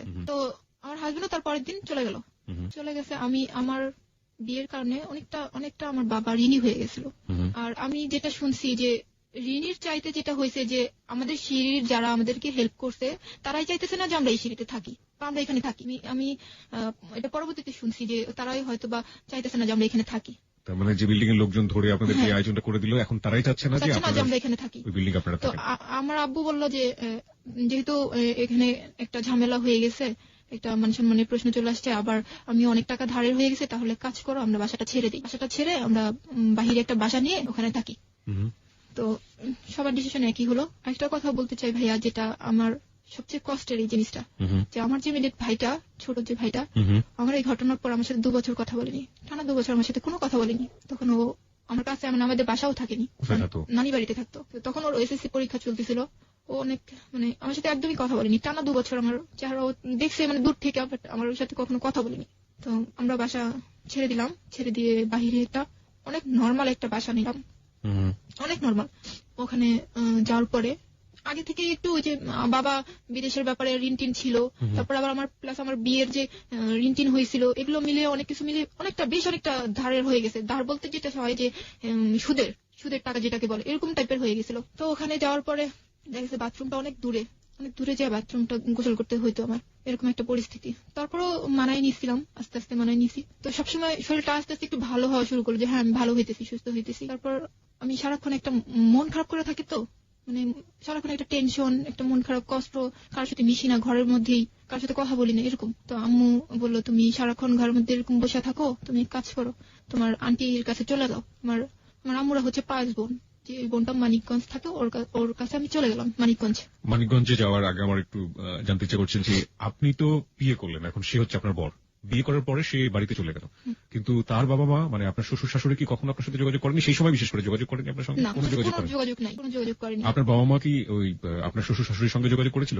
না, করেনি। তারাও কোনো যোগাযোগ করেনি। তারপরে আমাকে মানিকগঞ্জ রাইখে আসা হলো। আমি ওখানে 8 দিন ছিলাম। 8 দিনই বলবো না, অনেক বেশি ভালো ছিলাম। টেনশনই ছিলাম অনেক, যে বাসায় আমি এই অবস্থায়, আমার আব্বু এত টাকা ঋণ হলো, কি হইতেছে, আমার ছোট ছোট ভাই বোন 2টা, আম্মু কি ঠিক মতো আছে কিনা, খুব টেনশন হইতো। তারপর 8 দিন ছিলাম। 8 দিন থাকার পর হঠাৎ আমার আব্বু ফোন করছে আমার খালুর কাছে। খালুর কাছে ফোন দিছে যে শানুর একটু দাও, কথা বলি। তো আমি তখন বাসায় ছিলাম না, আমি তখন আমার ওই কাজিনের সাথে হাঁটতে বের হয়েছিলাম। তো আমার কিছুক্ষণ পরে যখন বাসায় আসছি, তখন আমার আব্বু আবার ফোন দিছে। তখন আমাকে বললো যে তুমি চলে আসো বাবা, আসছে, তুমি ওখানে থাকাটা তোমার ঠিক হবে না, চলে আসো। কতদিন পরে আপনাদের বাড়িতে এসেছিল? 4 মাস। মানে বেবি অ্যাবর্ট করার পরে গেল, তার 4 মাস পরে সে আসলো। এর মধ্যে কিন্তু ওর সাথে আমার কোনো কন্টাক্ট নেই, কোনো যোগাযোগ নাই, কিছু নাই। কত সালের ঘটনা এটা? এটা হচ্ছে 2004। ফোন তখন কি অ্যাভেলেবল? ফোন তখন অ্যাভেলেবল না। তো কোনো যোগাযোগ হয়নি। আমি অনেক চেষ্টা করছি। ওর এক মামা ছিল, আমি ভাবতাম যে হয়তোবা বাড়িতে যায়নি, হয়তোবা ঢাকায় আছে, যে এই মামার নাম্বার ও মামার কাছে থাকতো আর কি, মিরপুরে। তো ভাবতাম যে ওই মামার কাছে হয়তোবা আছে। আমি অনেকবার ওর মামার নাম্বারে ট্রাই করছি, কিন্তু ওর মামা আমাকে অনেক অপমান করছে, অনেক বাজে বাজে কথা বলছে।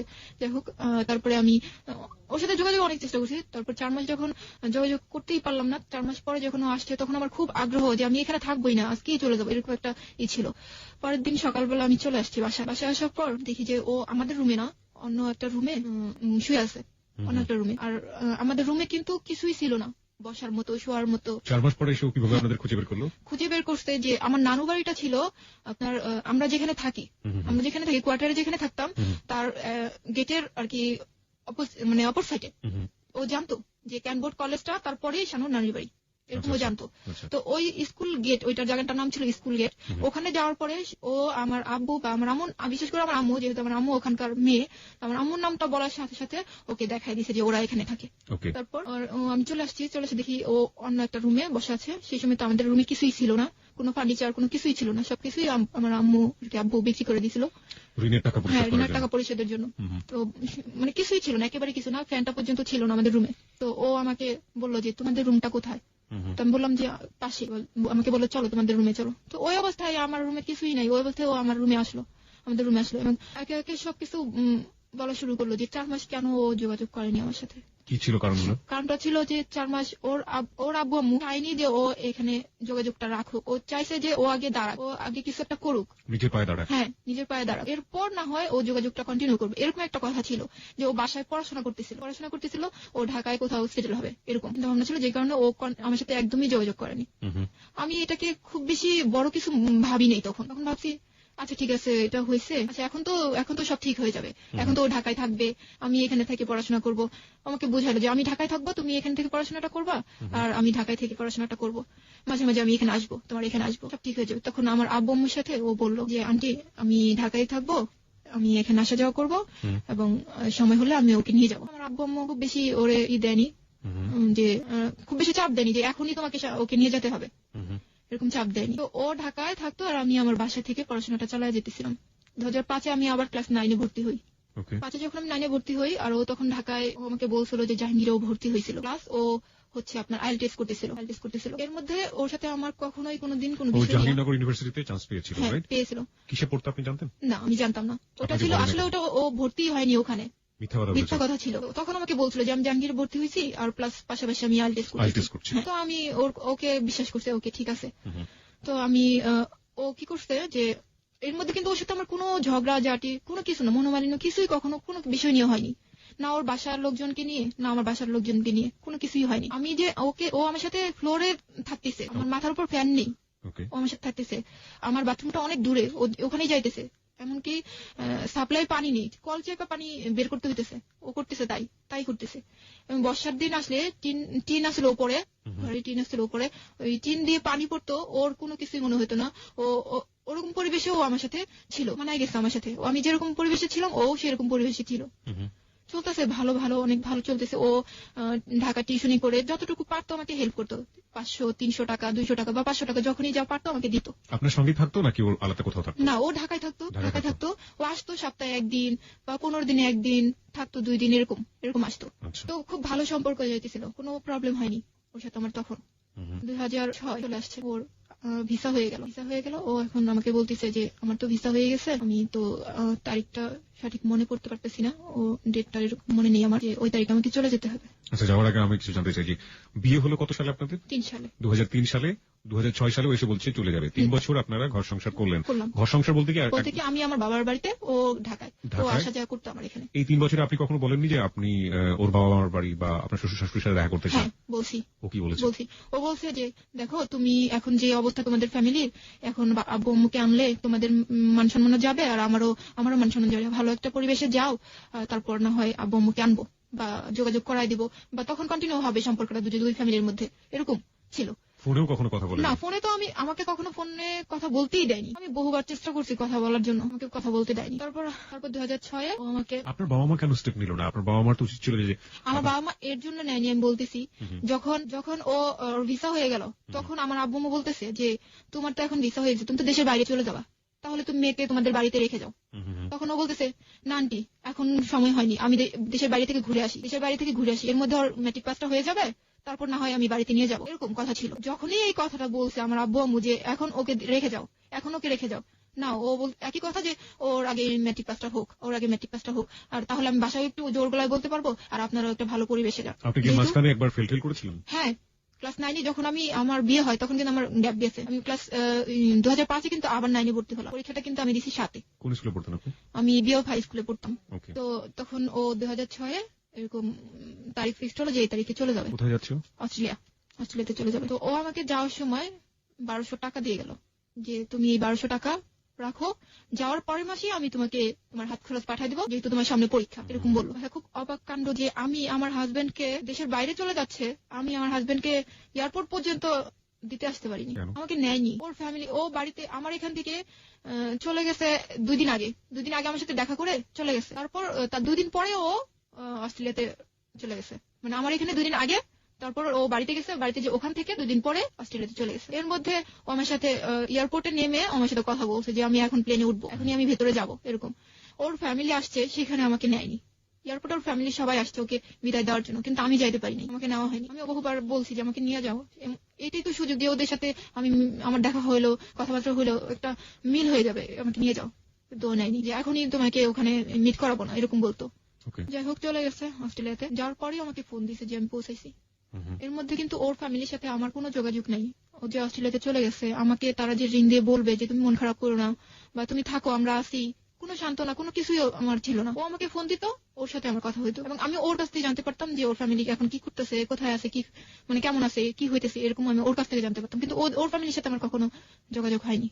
তো একটা বছর ও যে চলে গেল, ও আমাকে প্রতি মাসে 5 থেকে 10,000 টাকা দিত। এবং এই টাকা যেহেতু আমার বাবা একটু ঋণে ছিল, এই টাকা থেকে আমি চেষ্টা করলাম যে করতে, বাবার ঋণটাকে একটু হালকা করার জন্য। দেখা যেত যে আমার ভাইয়ের পড়াশোনাটার খরচ আমি বহন করতাম, আর না হলে বাসা ভাড়াটা আমি বহন করতাম, এরকম। তো এর মধ্যে আমি আমার বাবাকে রাজি করাই ফেললাম যে বাবা তুমি একটা কাজ করো, যেহেতু জুয়েল বলছে যে একটা ভালো পরিবেশে গেলে ওর ফ্যামিলি চলে আসবে, তাহলে চলো আমরা আবার কোয়ার্টারটা নেই, অর্থনৈতিক যে হেল্প লাগে আমি করব, যা টাকা পয়সা লাগে আমি করব, তুমি একটা ভালো আবার বাসা নাও।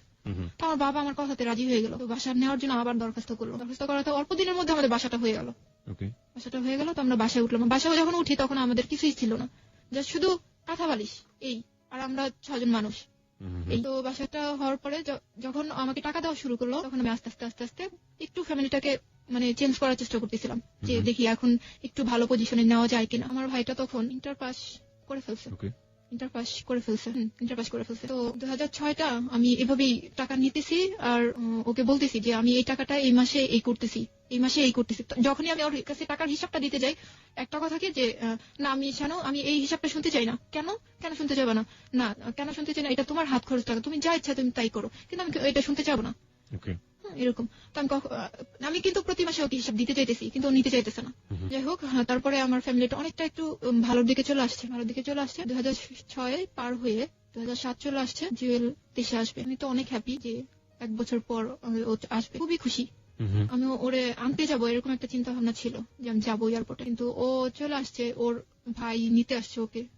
আমি তো যাইতেই পারিনি। আমাকে ফোন করছে যখন অস্ট্রেলিয়ার এয়ারপোর্ট থেকে ও উঠে, তখন আমাকে ফোন দিয়েছে যে আমি এখন উঠবো। যখন ও বাংলাদেশের এয়ারপোর্টে নামে তখন আমাকে ফিলিং দিয়েছে যে আমি নামছি বা আমি দেশে আসছি। বাড়িতে চলে গেছে ওখান থেকে সোজা বগুড়াতে চলে গেছে। চলে যাওয়ার পর 7 দিন পর ও গাজীপুরে আসে, এবং এমন ভাবে আসে যে একটা জামাই শ্বশুর বাড়িতে যেভাবে আসে, অনেক কিছু মানে মিষ্টি ফল টল আবি যাবি এই সেই যা লাগে সবকিছু নিয়ে ও চলে আসছে আমাদের বাসায়। এর মধ্যে বাহির থেকে ও আমার জন্য তেমন কিছুই নিয়ে আসেনি। শুধু একটা শ্যাম্পু, একটা স্নো, একটা লোশন, মানে একটা 2টা নেল পলিশ, এরকম মানে ছোট মানুষরা যেরকম আর কি কসমেটিক ইউজ করে এরকম জিনিসপত্র আর কি নিয়ে আসছে। তো আমার ভাই বোন তো অনেক অনেক ভালোবাসতো ওরে, খুবই ভালোবাসতো। খুব খুশি ওরে দেখার পর, যে অন্যরকম হয়ে গেছে, ওর চুলগুলো অনেক বড় বড় হয়ে গেছে, মোটা হয়ে গেছে, অনেক খুশি ওরে দেখার পর। তো এরকম হয়েছে যে 1 মাস ছিল দেশে, 1 মাসের মধ্যে 13-14 দিন ও গাজীপুরে ছিল। টানা না মনে করেন যে 2-3 দিন পর একদিন আসছে, 2 দিন ছিল, বা একদিন পরে আসছে 2 দিন ছিল, এরকম করে 13-14 দিন আমাদের এখানে ছিল, আর বাকিটা সময় বাড়িতে ছিল। এখানে ভালোই ছিল, একদমই ভালো। ওরে নিয়ে আমি ঘুরতেও গেছি, আমার নানির বাড়িতে গেছি, তারপর আমাকে মেলা নিয়ে গেছে, আমাকে ঘুরতে নিয়ে গেছে, এখানে সেখানে নিয়ে গেছে, আমার বোনকেও সাথে নিয়ে গেছে, ভাইকেও নিছে, সবার সাথে সবাইকে সময় দিছে ও। এবং আমার আব্বু আম্মুরে এমন বোঝাইছে, আমার আব্বু আম্মু ওরে ছাড়া অনেক কিছুই বোঝে না। তো তার মনটা মনে হয় যে কি জানি, এটা মানে জাদু, যে ও জাদু করছে আমার ফ্যামিলিটাকে, এত মানে ভালোবেসে ফেলছে আমার ফ্যামিলি। তো 1 মাস কিভাবে যে দেখতে দেখতে কাটা গেল, ওর যাওয়ার সময় হয়ে গেছে, ও আবারও চলে গেল। এবারও আমি চাইছিলাম যে আমি যাবো ওর সাথে, এবার আমি যেতে পারিনি, নেইনি। এবারও আসার পর কিন্তু বলা হয়েছিল যে তুমি আবারও চলে যাচ্ছ, মেয়েটা এখানে, তুমি ওরে এই করো, রাইখা যাও, অন্তত ঘুরাইয়া নিয়ে আসো একবার। হ্যাঁ, তুমি যখন আসছো একবার না হয় তোমাদের বাড়িতে ঘুরাই নিয়ে আসো। অস্ট্রেলিয়া তো কি করতো? অস্ট্রেলিয়াতেও পড়াশোনা করতো, প্লাস একটা জব করতো। ওকে, ঠিক আছে, অ্যাজ ইউজুয়াল। ওকে, যেটা বলছিলেন যে ঘুরে নিয়ে আসার কথা হচ্ছিল। তো আমার আম্মু বলতো যে তুমি একবার ঘুরাই নিয়ে আসো তোমাদের বাড়ি থেকে, বাড়িটা একটু দেখে আসো, সবাইকে একটু চিনা জানা আসুক, ওখানে না থাকলো তুমি নাই, ওখানে না থাকলো তুমি এমনিতে একটু ঘুরাই নিয়ে আসো। বেশি একটা আগ্রহ ছিল না আন্টি থাক, এখানেই থাক, ওখানে ওর মন ভালো লাগবে না, খারাপ লাগবে, এই সেই। 6-9 বলছিল আমার আম্মু, ঠিক তাই বুঝা, ঠিক আছে ওকে। 2007 চলে আসলো, আমার পরীক্ষা, ও চলে গেল, আমার পরীক্ষা শুরু হলো, এসএসসি পরীক্ষা। তখন আমি একটু অসুস্থ ছিলাম, খুব জ্বর ছিল আমার, এই অবস্থায় আমি পরীক্ষা দিছি, ও চলে গেছে। ওর সাথে আমার কন্টিনিউ যোগাযোগ আছে, রেগুলার যোগাযোগ। দেখা গেছে একদিনে 3-4 বার ফোন দিত আমারে, 3-4 বার ফোন দিত। খাওয়ার টাইমে দুপুরে লাঞ্চের সময় ওকে ফোন দিতেছে, খাইছো? হ্যাঁ খাইছি, এরকম।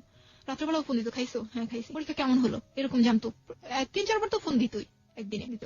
তো কথা বলতাম, গল্প করতাম, ফোন দিলে ঘন্টা কথা বলতাম, শেষ হইতোই না। যখন অনেক কথা বাকি আছে এরকম কথা বলতেই থাকতাম। যাই হোক, তারপরে 2007 আমার পরীক্ষার রেজাল্ট বের হয়ে গেল যে আমার অঙ্কে খারাপ হলো। আমি বললাম যে আমার অঙ্কে তো খারাপ হয়েছে। ও বললো যে কিছু হয়নি, সমস্যা নেই, আবার দিবা, অঙ্কটা আবার দিবা। তোমার আচ্ছা ঠিক আছে, অঙ্কটা আবার দিব। যাক, এই 7টা এইভাবে ফোনে কথা বইলা সময় কাটাইয়া পরীক্ষা দিয়ে এরকম করে চলে গেল। কিভাবে যে চলে গেছে, 2008 সাল চলে আসছে, এইবার কিন্তু একটু অন্যরকম হয়ে গেল। 2007 যখন ও দেশে আসছে, তখন কিন্তু বরাবর আমাকে ফোন দিয়ে আসছে যে আমি কিন্তু এই তারিখে আসবো, বা আমি এই যে অস্ট্রেলিয়া এয়ারপোর্ট থেকে উঠতেছি, আমি ভেতরে ঢুকতেছি, এখন ফোনটা অফ করবো, এরকম বলতো। এবার একটু অন্যরকম হয়েছে যে ও আমাকে বলেনি যে ও কবে আসবে, ও শুধু বলছে আমি দেশে আসতে পারি। হ্যাঁ, যে আমি কবে আসবো এই তারিখটা কিন্তু আমাকে বলেনি। যখন ও অস্ট্রেলিয়ার এয়ারপোর্টে আসে, তখন আমাকে বলে যে আমি আজকে আসবো, আমি আজকে প্লেনে উঠতেছি। আমি তো পুরো অবাক, আমি এক প্রকার কষ্টই পাইছি যে আমাকে জানালো না, এখনো উঠতেছে, এখনো আসবে, এরকম। তো আবার সেই ঢাকায় নেমে তারপর আবার ফোন দিল যে আমি আসি, আমি নামছি, এরকম। তারপরে আমি বললাম, এরকম সময় নামছে যে ভোর 4টা, তখন ও নামছে। তখন ও গাজীপুরের দিকে রওনা দিতে পারতো তখন রওনাটা। তখন ও বললো কি যে আমি এখন, আমার এক ফ্রেন্ড আছে সুব্রত নাম, ওর বাসায় থাকবো ঢাকায়, পরের দিন আমি চলে যাবো বাড়িতে। তো তখন আমি জোর করিনি যে তুমি বন্ধুর বাসায় কেন থাকবা, তুমি গাজীপুরে চলে আসো, এয়ারপোর্ট থেকে গাজীপুরে যেতে কতক্ষণ লাগবে, চলে আসো, এটা আর বলিনি। তো ওকে ঠিক আছে। কিন্তু পরের দিন সকালে কিন্তু ওর বাড়িতে যাওয়ার কথা, পরের দিন সকালে ও বাড়িতে যায়নি, সারাদিন ঢাকা ছিল। সারাদিন ঢাকা থেকে সন্ধ্যার পরে ও গাড়িতে উঠছে, আমাকে বলেনি এবং আপনার বাসায় সে আসেনি, বলেওনি আমাকে যে আমি সন্ধ্যার পরে উঠছি। যখন ও আমাকে ফোন দিল, তখন আমি একটু বাহিরে একটু চিল্লাচিল্লির মধ্যে ছিলাম। তো তখন আমি ওকে জিজ্ঞেস করলাম যে তুমি কি বাসে ওঠো নাই? বলে যে হ্যাঁ আমি তো বাসে। কিন্তু তখন ও ঢাকায়, ও কিন্তু গাড়িতে উঠছে সন্ধ্যার পরে। তখন আমি যখন সন্ধ্যার পরে রিং দিছি, তখন ও বলতেছে যে আমি এখনো পৌঁছাইনি। আমি বললাম তুমি না কখন রওনা দিছো, তুমি এখনো বগুড়া পৌঁছাও নাই? যে না আমি এখনো পৌঁছাইনি। তুমি রওনাটা দিছো কখন? সন্ধ্যার পরে।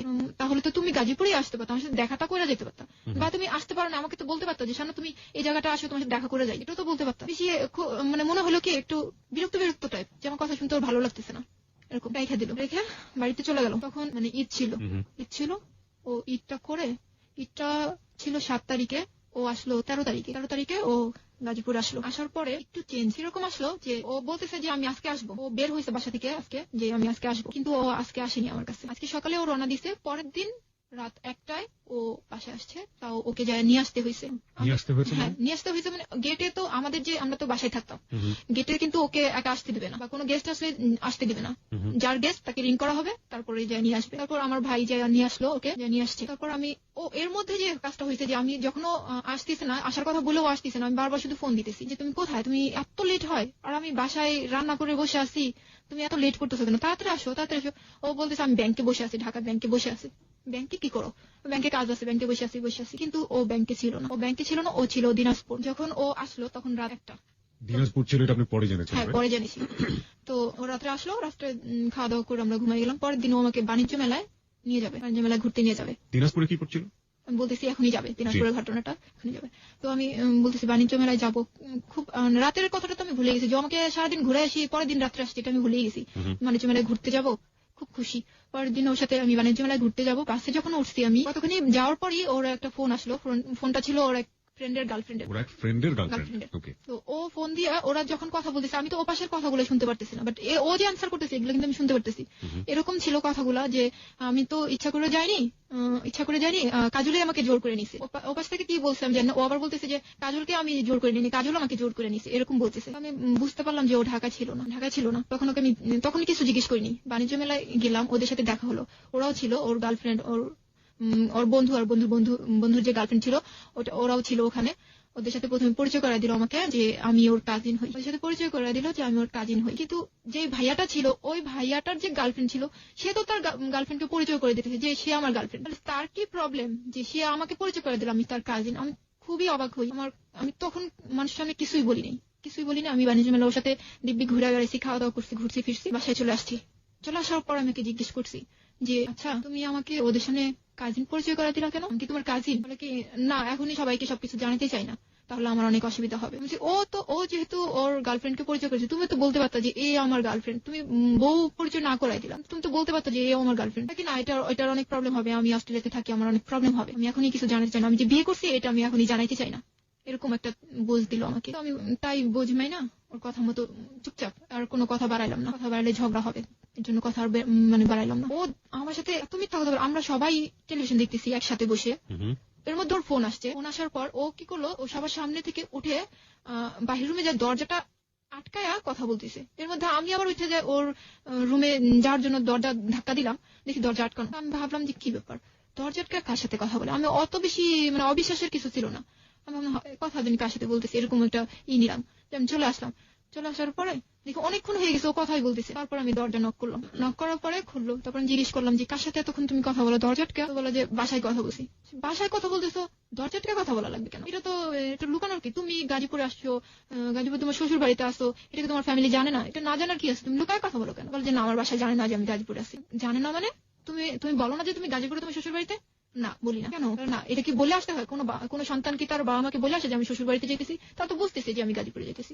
আচ্ছা, তারপরে এর মধ্যে ও বলতেছে যে তুমি পড়াশোনাটা কন্টিনিউ করো, আবার পড়ো। আমি বলছি দেখো জুয়েল, আমার না পড়তে ভালো লাগে না, আমি পড়তে পারতেছি না, আমি পড়বো না এরকম বলতেছি। ও বললো আমাকে বলো কি যে আচ্ছা ঠিক আছে, আমি এটা নিয়ে তোমাকে কোনো জোর করবো না, তবে একটা কথা বলবো, সেটা হলো যে তোমার লাইফ সামনে, তোমাকে অনেক দূর যেতে হবে, তো তুমি চিন্তা করো তুমি কি করবা।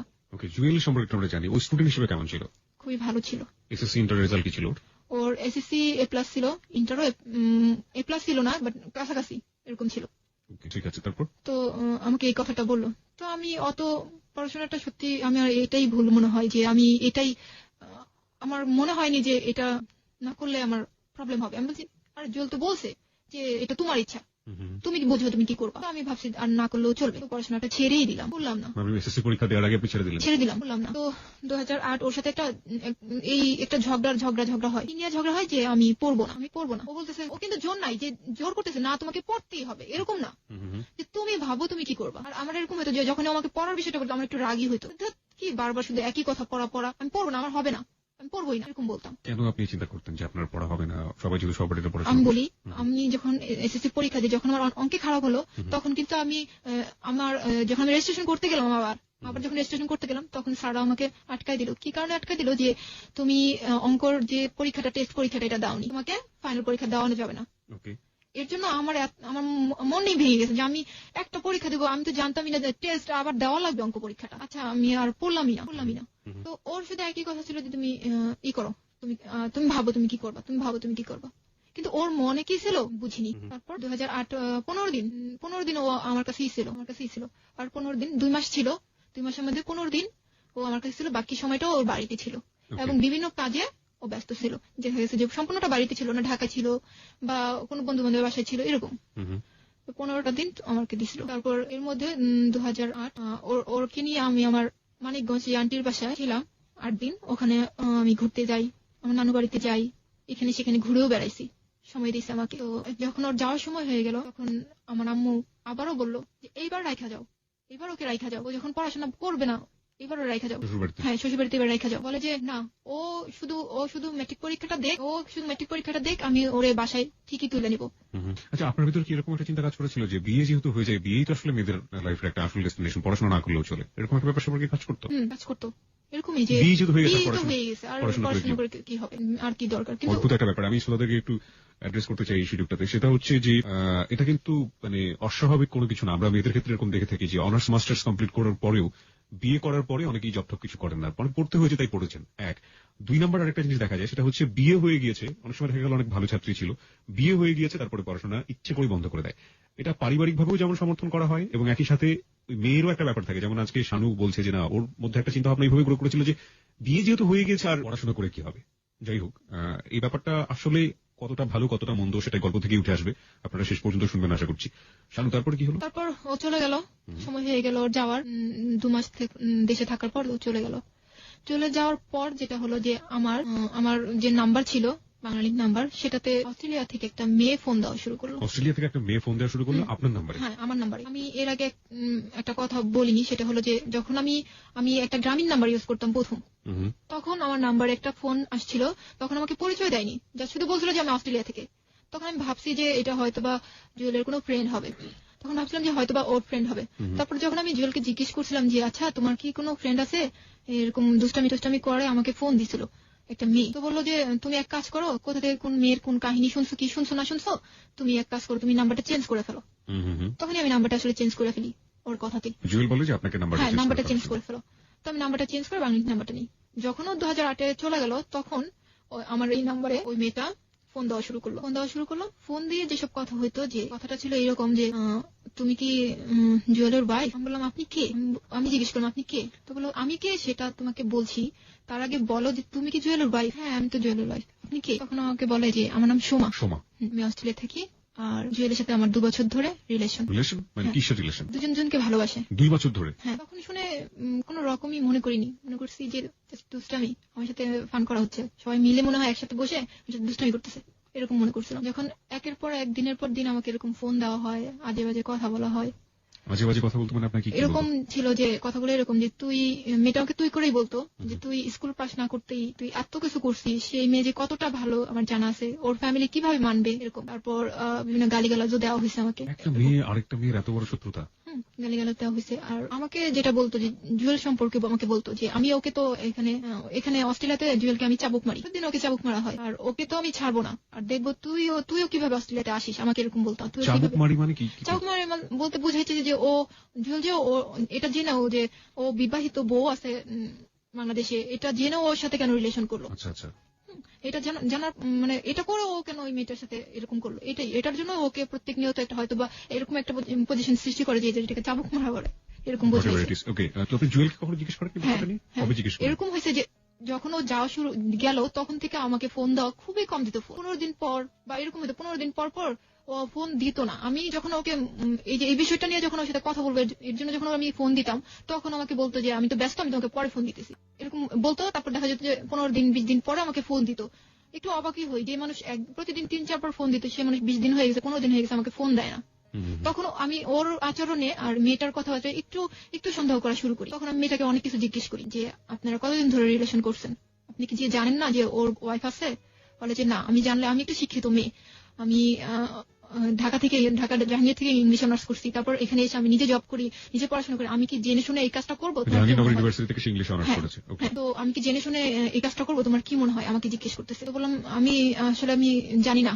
আমি বলছি আমি জানি না। তো আপনি এখন তো জানছেন, তাহলে এখন কেন সরে যান না? এখন সরে যান। বলে না, আমি সরবো না, তুই সরে যাবি। আমাকে বলে তুই সরে যাবি, তুই অস্ট্রেলিয়াতে আসতে পারবি না, আর ওকে আমি এখান থেকে যেতে দেবো না।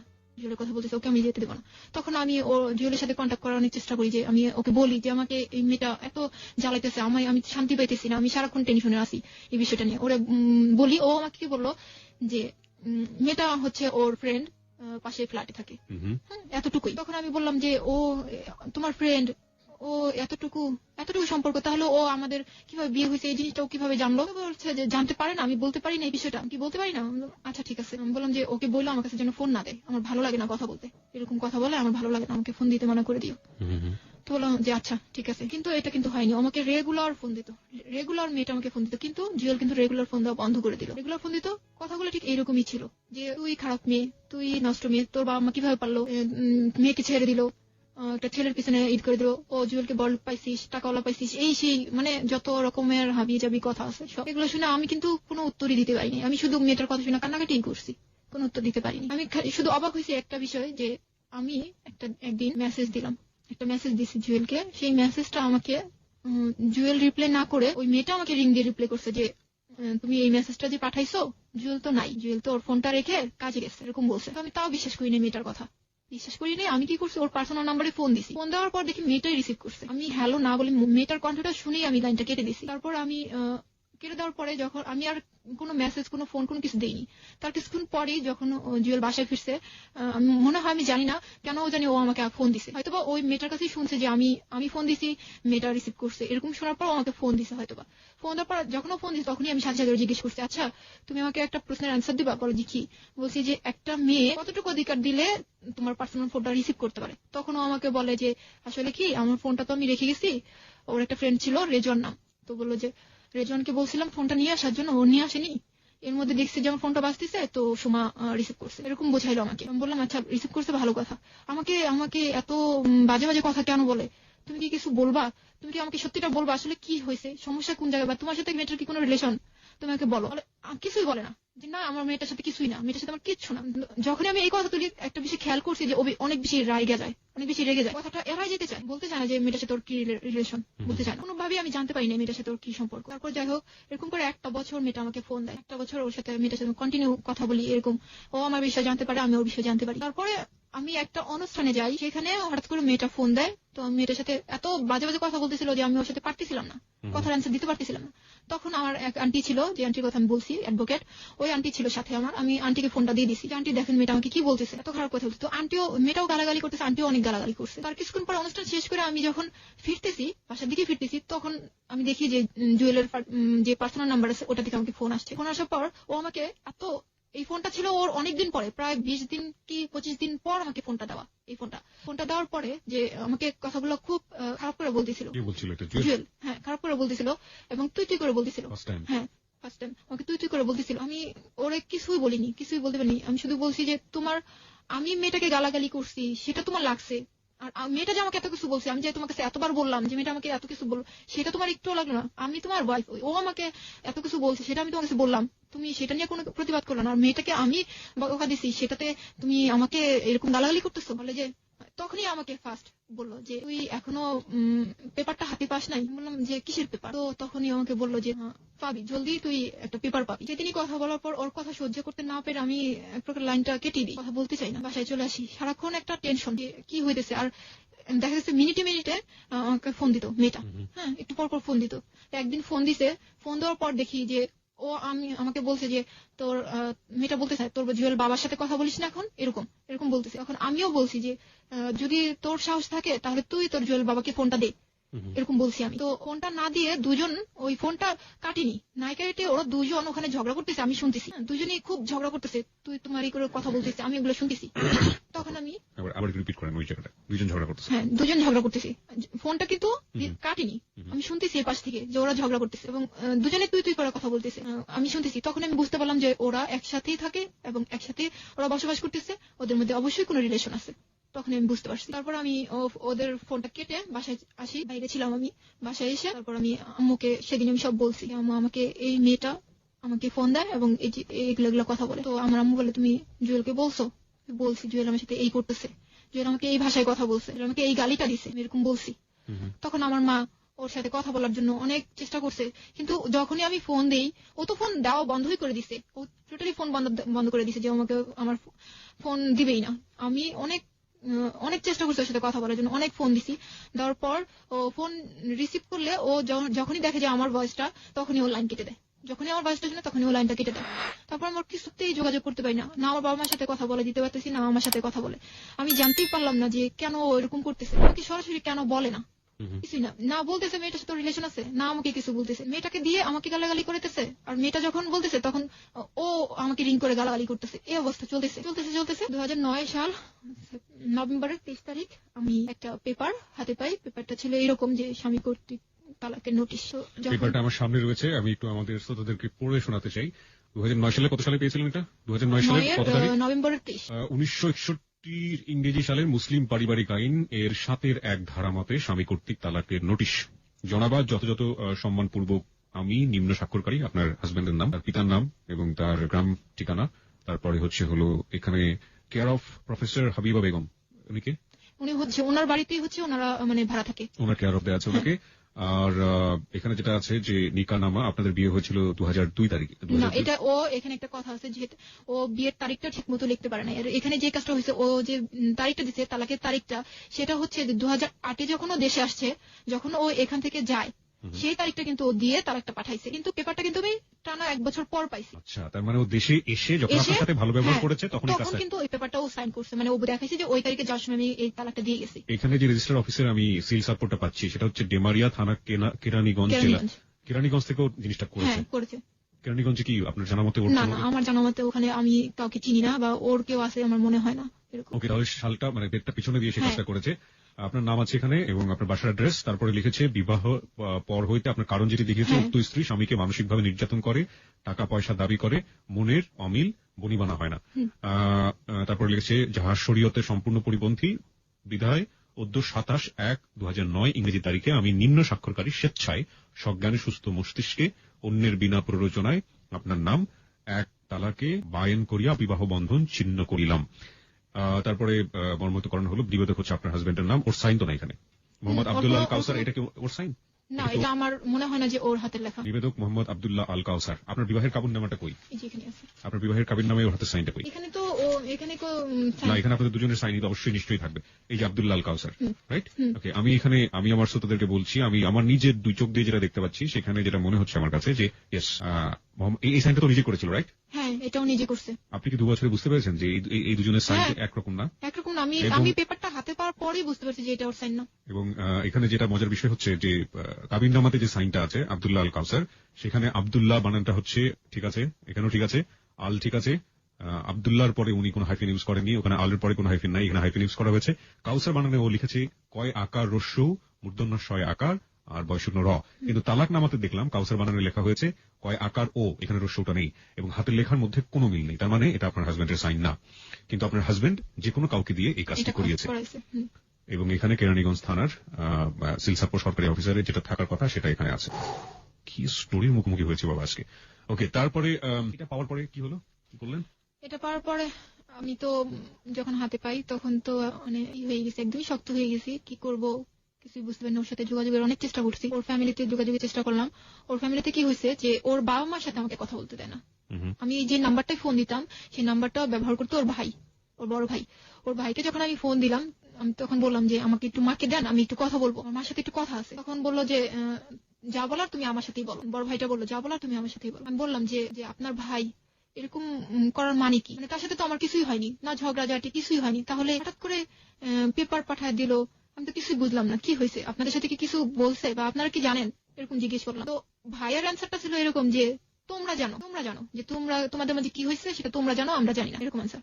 তারপরেও আমি অনেকবার অনেক নাম্বারে ফোন দিয়ে আমার শাশুড়ির সাথে কথা বলতে চাইছি, কিন্তু আমার শাশুড়িকে আমি পাইনি। তার সাথে আমার একবার কথা হয়েছিল, সেটা হলো যে আমি একবারই কথা বলছি, সেদিনই সে আমাকে বলছিল যে আমি এই মেয়েকে ঘরে তুলবো, এরকম একটা কথা আমাকে বলছিল। সেই কথাটাই আমি বলতে চাইছিলাম যে মা আপনি তো এই কথাটা আমাকে বলছিলেন, তাহলে কেন, কি কারণে আমাকে এই পেপারটা আমাকে পাঠানো হলো? এই পেপারটা তো মানে আপনাদের জানাই করা হয়েছে, আমি কখনোই ওনাদের সাথে যোগাযোগ করতে পারিনি।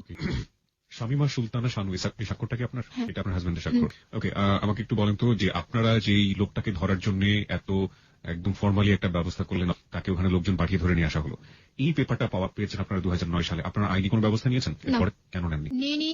আমি যখনই আইনের ব্যবস্থা নেব, এটা আমি বলি আমার একটা আন্টি অ্যাডভোকেট, আমি তার কাছে এটা নিয়ে যাওয়ার পর আমার আন্টি বলে যে এটা নাকি জুয়েলের সাইন না, আর যেহেতু জুয়েল দেশের বাইরে, এটা দিয়ে এখনই কিছু করা যাবে না, এরকম একটা কথা আমাকে বলছে যে কিছুই করতে পারবো না, ছেলে দেশে আসলে তারপর আমি বললাম যে ছেলে যদি কখনোই দেশে না আসে তাহলেও কি কিছু করার নাই? তখন বললো তুমি একটু অপেক্ষা করো, আমি দেখি কি করা যায়। কিন্তু এই পর্যন্ত আমার আন্টি বলতে হচ্ছে আমাকে যে আমার আন্টি আমাকে কোনো হেল্পই করেনি। আমার মাকে বলি যে মা তুমি একটু যা আন্টিকে বলো না যে এটা নিয়ে ঝুলে আসি কেন, এটা নিয়ে কিছু একটা করো। যখন যাই তখন বলি যে আমার আম্মুরে বলি কি যে তুমি একটু আন্টিকে ছাড়া অন্য উকিলকে বলো।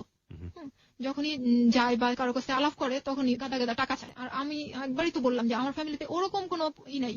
আর একটা কথা যে আমি প্রচন্ড ভয় পাই, যেটা যে আমার সাথে যখন জুয়েলের কথা হয়েছে, আমি ইদানিং এর কথা বলবো, 2 সপ্তাহ আগের কথা, যে 2 সপ্তাহ আগে যখন আমি কথা বলছি ওর সাথে, তখন এরকম ছিল যে আমি একটা নতুন একটা সিম নিই, নেওয়ার পরে ওটা থেকে আমি একটা মেসেজ দিই ওকে। মেসেজটা ছিল এরকম, কেমন আছো, তুমি আমাকে চেনো, এরকম একটা মেসেজ ছিল। এই মেসেজটা পাওয়ার সাথে তো আমার ওই নতুন নাম্বারে ফোন দিই। তারপর তখন আমি ওর সাথে কথা বলে আমি জানতে পারি যে আমি যদি কোনো আইনি কাজে যাই তাহলে ও আমাকে ফাঁসাবে, মানে ও আমার নামে উল্টা কেস করবে, এরকম ভয়ভীতি আমাকে দেখাচ্ছে। আমাকে বলে তুমি ঝামেলা করবো, আমি ঝামেলা করবো, তুমি নর্মালি থাকবো, আমিও নর্মালি থাকবো। তখন আমি বললাম এক কথা পরিপ্রেক্ষিতে ও বলতেছে যে তোমার সাথে আমার সব রিলেশন শেষ, তোমাকে আমি পেপার পাঠিয়ে দিছি, তো তোমার সাথে আমার কোনো রিলেশন নাই, তুমি এখন পেপার সাইন করে পাঠিয়ে দাও, তোমার যা ঝামেলা আছে আমি চুকাই দেবো, এরকম বলতেছে। তখন আমি বললাম যে পেপার সাইন করে পাঠিয়ে দিব, পেপারে তো আপনি সাইন করেননি, তাহলে আমি কিসের পেপারে সাইন করবো? তখন বলছে না আমি পেপার পাঠিয়েছি, আমি সাইন করছি, এরকম কথা বলছে, আমি সাইন করছি। তো আমি বললাম ঠিক আছে, পেপার তো সাইন করে পাঠিয়ে দিয়েছেন, ঠিক আছে সামনে দেখি আমি কি করতে পারি, এরকম। যখন এই কথাটা বলছি সাথে সাথে আমাকে বলে কি তুই করে যে তুই আমার মা বাবাকে যদি আমার মা বাবার যদি কোনো ক্ষতি করিস, তুই 50,000 টাকা খরচ করবি, আমি 50 লাখ টাকা খরচ করবো, কিন্তু আমার বাবা মার কিছু হতে দেবো না, এরকম। আর তুই যদি কিছু না করিস আমিও তোর কিছু করবো না, তুই আমার কাছ থেকে অনেক টাকা পয়সা নিছিস, আমাকে বলে তুই আমার কাছ থেকে অনেক টাকা পয়সা নিছিস, আমি উল্টা তোর নামে কেস করে দেবো। শুধু আমি জানি না, আমি ভয়েই সামনে আগাইনি, যে আমি যদি এখন কিছু করতে যাই দেখা যাবে যে আমি ওর সাথে পারবো না, কারণ ওর এখন অনেক টাকা পয়সা আর আমার কিছুই নাই, আমার কাছে কিছুই নাই যে আমি সামনে আগাবো। ওকে, এই তো আপনার গল্প, তাই না? আর কিছু বলার আছে? আর কিছু বলতে চান আপনি? আর কি বলবো, আমার এখানে আরেকটা কথা আছে যে ভাইয়া ও হচ্ছে আমাকে জিজ্ঞেস করছিল যে তুমি কি চাও, তুমি এখন কি চাও। আমি যখন মেসেজটা দিছি তখন আমাকে ফোন দিয়ে বলছিল যে তুমি এখন কি চাও। আমি বলছি যে আমি কি চাই সেটা না, আমি কি চাই সেটা তো আপনি জানেন যে আমি কি চাই, তুমি কি আমার সাথে সংসার করবা? আপনি কি সংসার আপনি যদি এটা চিন্তা করতেন যে আমি সংসার করবো তাহলে তো আপনি পেপারটা পাঠাইতেন না, তাহলে আপনি আমার সাথে ডিসকাস করতেন যে শানু তুমি কেন পড়াশোনাটা করো নাই, তুমি পড়াশোনা করো তাহলে আমি তোমার সাথে সংসার করবো। আপনি কখনোই আমাকে বলেননি, কখনো আপনার জোর ছিল না। আজকে আপনি আমি এগুলো ওকে বলছি যে আপনি আজকে আমার সাথে সবার স্বীকার করতেছেন যে আপনি আমার সাথে এটা করেননি, এটা করছেন, এটা করেননি। আচ্ছা, আপনাকে যে তালাকনামাটা পাঠিয়েছে, আপনার এখানে কাবিনে উল্লেখ করা আছে 5 লাখ টাকা হচ্ছে আপনার কাবিন নামায়, তার কোনো টাকা কি ও আপনাকে দিয়েছে? না, দেয়নি। তালাকনামার একটা মজার বিষয় আমি আসলে এটা প্রথম দেখছি আমার জীবনে। এখানে তালাকনামা এগ্রি করার যদি কোনো ব্যাপার থেকে থাকে তাহলে তালাকনামায় যার নামে তালাক দেওয়া হলো তারও একটা স্বাক্ষর করার বোধহয় কোনো একটা ব্যবস্থা থাকা উচিত ছিল, কিন্তু এখানে কোনো সেরকম কোনো জায়গাও নেই। আমার এই গল্পটা শোনার পরে আমার বেশ কয়েকটা প্রশ্ন আমার মাথার মধ্যে এসছে। প্রথমত হচ্ছে যে শানুর যখন জীবনে এই ঘটনাটা ঘটেছিল তখন সে ক্লাস 8-এ পড়ে, এবং এই ঘটনা ওইরকম সময়ে ঘটে যাওয়ার যে ব্যাপারটা সেটা ঠেকানো সম্ভব ছিল যদি পরিবারে সবসময় বাবা না থাকলে, বাবা থাকে না সাধারণত আমাদের বাংলাদেশের মতো সোসাইটিতে আমরা দেখি যে বাবাই কাজ করেন, মা ঘর সামলান। তো আমি একটা জিনিস দেখতে পেয়েছি যে বাবা থাকেন না এবং মাও থাকেন না, ওই সময় ঘটনাটা ঘটে গিয়েছে। শানুর পক্ষে ব্যাপারটা আসলে আকস্মিকই বলা যায়, কিন্তু যে ছেলের দ্বারাই ঘটনাটা হলো, শানুর বর জুয়েল, তখন তার বয়স কিন্তু 18 বছর, মানে সে কোয়াইট ম্যাচিউর, অনেকটাই ম্যাচিউর। 1 2 নম্বর যেটা হচ্ছে সেটা হচ্ছে শানুর বয়স যখন 14 বছর এবং সামাজিকভাবে যাতে হেয় প্রতিপন্ন না হন এবং শানুর বরের বয়স যখন 18 বছরের মতো, সেই সময়ে তাদেরকে সামাজিকভাবে হেয় প্রতিপন্ন না করার জন্য এমন একটি কাজ করা হলো, মানে জোর করে বিয়ে দিয়ে দেওয়ার যে ব্যাপারটা, ধরে নিয়ে এসে বিয়ে করে দেওয়া, এটার আসলে কি সারা জীবনের জন্য কোনো সমাধান ছিল? আমরা গ্রামে এক সময় দেখতাম যে গ্রামে এরকম গল্প আমরা শুনেছি, হ্যালো 8920 আমরা এরকম অনেক গল্প পেয়েছি, ছেলে মেয়ে কোনো রকম এদিক ওদিক হয়েছে তো ধরে জোর করে বিয়ে দিয়ে দাও। এরা তো মোটামুটি এডুকেটেড ছিল এবং এমন একটি জায়গায় ঘটনাটি ঘটেছে যেখানে অনেক শিক্ষিত মানুষ, তাহলে একই রকম ঘটনার পুনরাবৃত্তি কেন হলো?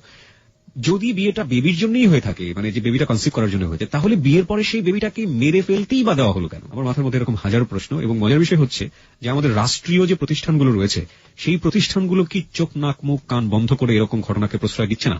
কারণটা হচ্ছে এখানে নিকাহনামা যেটা আছে সেখানে কিন্তু ওদের বয়সটাকে হাইড করা হয়েছে, গোপন করা হয়েছে। দেখুন এখানে বয়স উল্লেখ করা হয়েছে, বরের বয়স 21 বছর, যেটা কোনোভাবেই শানুর কথা শুনে বোঝা যায় তার বয়স কোনোভাবেই 21 ছিল না, এবং শানু তো নিজেই স্বীকার করেছে শানুর বয়স এখানে উল্লেখ করা হয়েছে 18 বছর।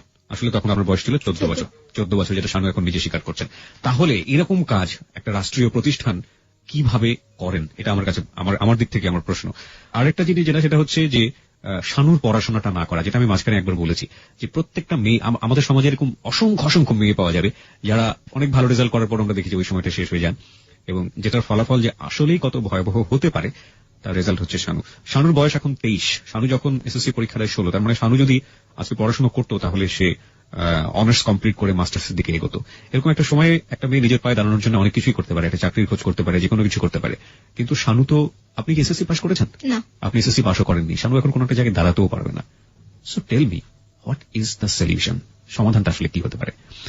ও যেটা বলছে যে ওর হাজবেন্ডের অনেক টাকা আছে। আমরা জানি যে নারীদের ক্ষেত্রে আমরা রাষ্ট্রের দিক থেকে অনেক ব্যবস্থা নিয়েছি, নারীরা চাইলেই এখন অনেক কিছু করতে পারেন। কিন্তু যেখানে এত বড় গলদ থেকে যাচ্ছে, শুরুতেই তো ভুল একটা করেছে আমাদের রাষ্ট্রীয় প্রতিষ্ঠান। কেন 14 বছর একটা মেয়েকে 18 বছর বানানো হলো? সামাজিকতা রক্ষা করার জন্য যদি তার বাবার কাজটা করে থাকেন, শেষ পর্যন্ত কি সেই সামাজিকতা রক্ষা করতে পেরেছেন? সেই কোয়ার্টারে তো থাকতে পারেনি, সেখান থেকে বের হয়ে যেতে হয়েছে। তাহলে নিজের ভাই 2 বছর তার সাথে কথা বলেন, সমাধান আসলে কি হতে পারে? টাকা দিয়ে যদি লড়ে যান সেই ছেলেটি এবং দেশের বাইরে আছেন, তাকে কিভাবে ধরে নিয়ে আসা হবে? সবকিছু মিলিয়ে একটা অনেক বড় জটিলতা, এবং এই জটিলতায় দাঁড়িয়ে আসলেই কোনো অ্যাডভাইস বা কোনো উপদেশ দেওয়া যায় কিনা আমি জানি না। আমি শুধু শানুকে ফিল করেছি, শানুর গল্পটাকে অনুভব করার চেষ্টা করেছি, বাকিটুকু আপনাদের হাতে ছেড়ে দিলাম। আপনারা প্রত্যেকের জায়গা থেকে অনুভব করুন এখানে ভুল আসলে কার। এই গল্পটা শোনার পরে অনেকেই অনেক রকমের উপদেশ দিয়ে পাঠাবেন শানুর জন্য, যেটা সবসময় বিভিন্ন গল্পে হয়ে থাকে, কিন্তু এই উপদেশগুলো আসলে না প্রতি সপ্তাহে হারিয়ে যায়। এগুলো আসলে কি জীবনের কোনো সমাধান করছে? তবে হ্যালো 8920 গল্পের সার্থকতা সেখানেই, যদি একটা গল্প শোনার পর মানুষ এরকম কোন কাজ করতে গিয়ে যদি শানুকে মাথায় রেখে সেই কাজটা থেকে বিরত থাকে, তাহলেই মূলত হ্যালো 8920 সার্থকতা। আমরা আজকে শানুর গল্পটা এখানেই শেষ করছি, একটু পরেই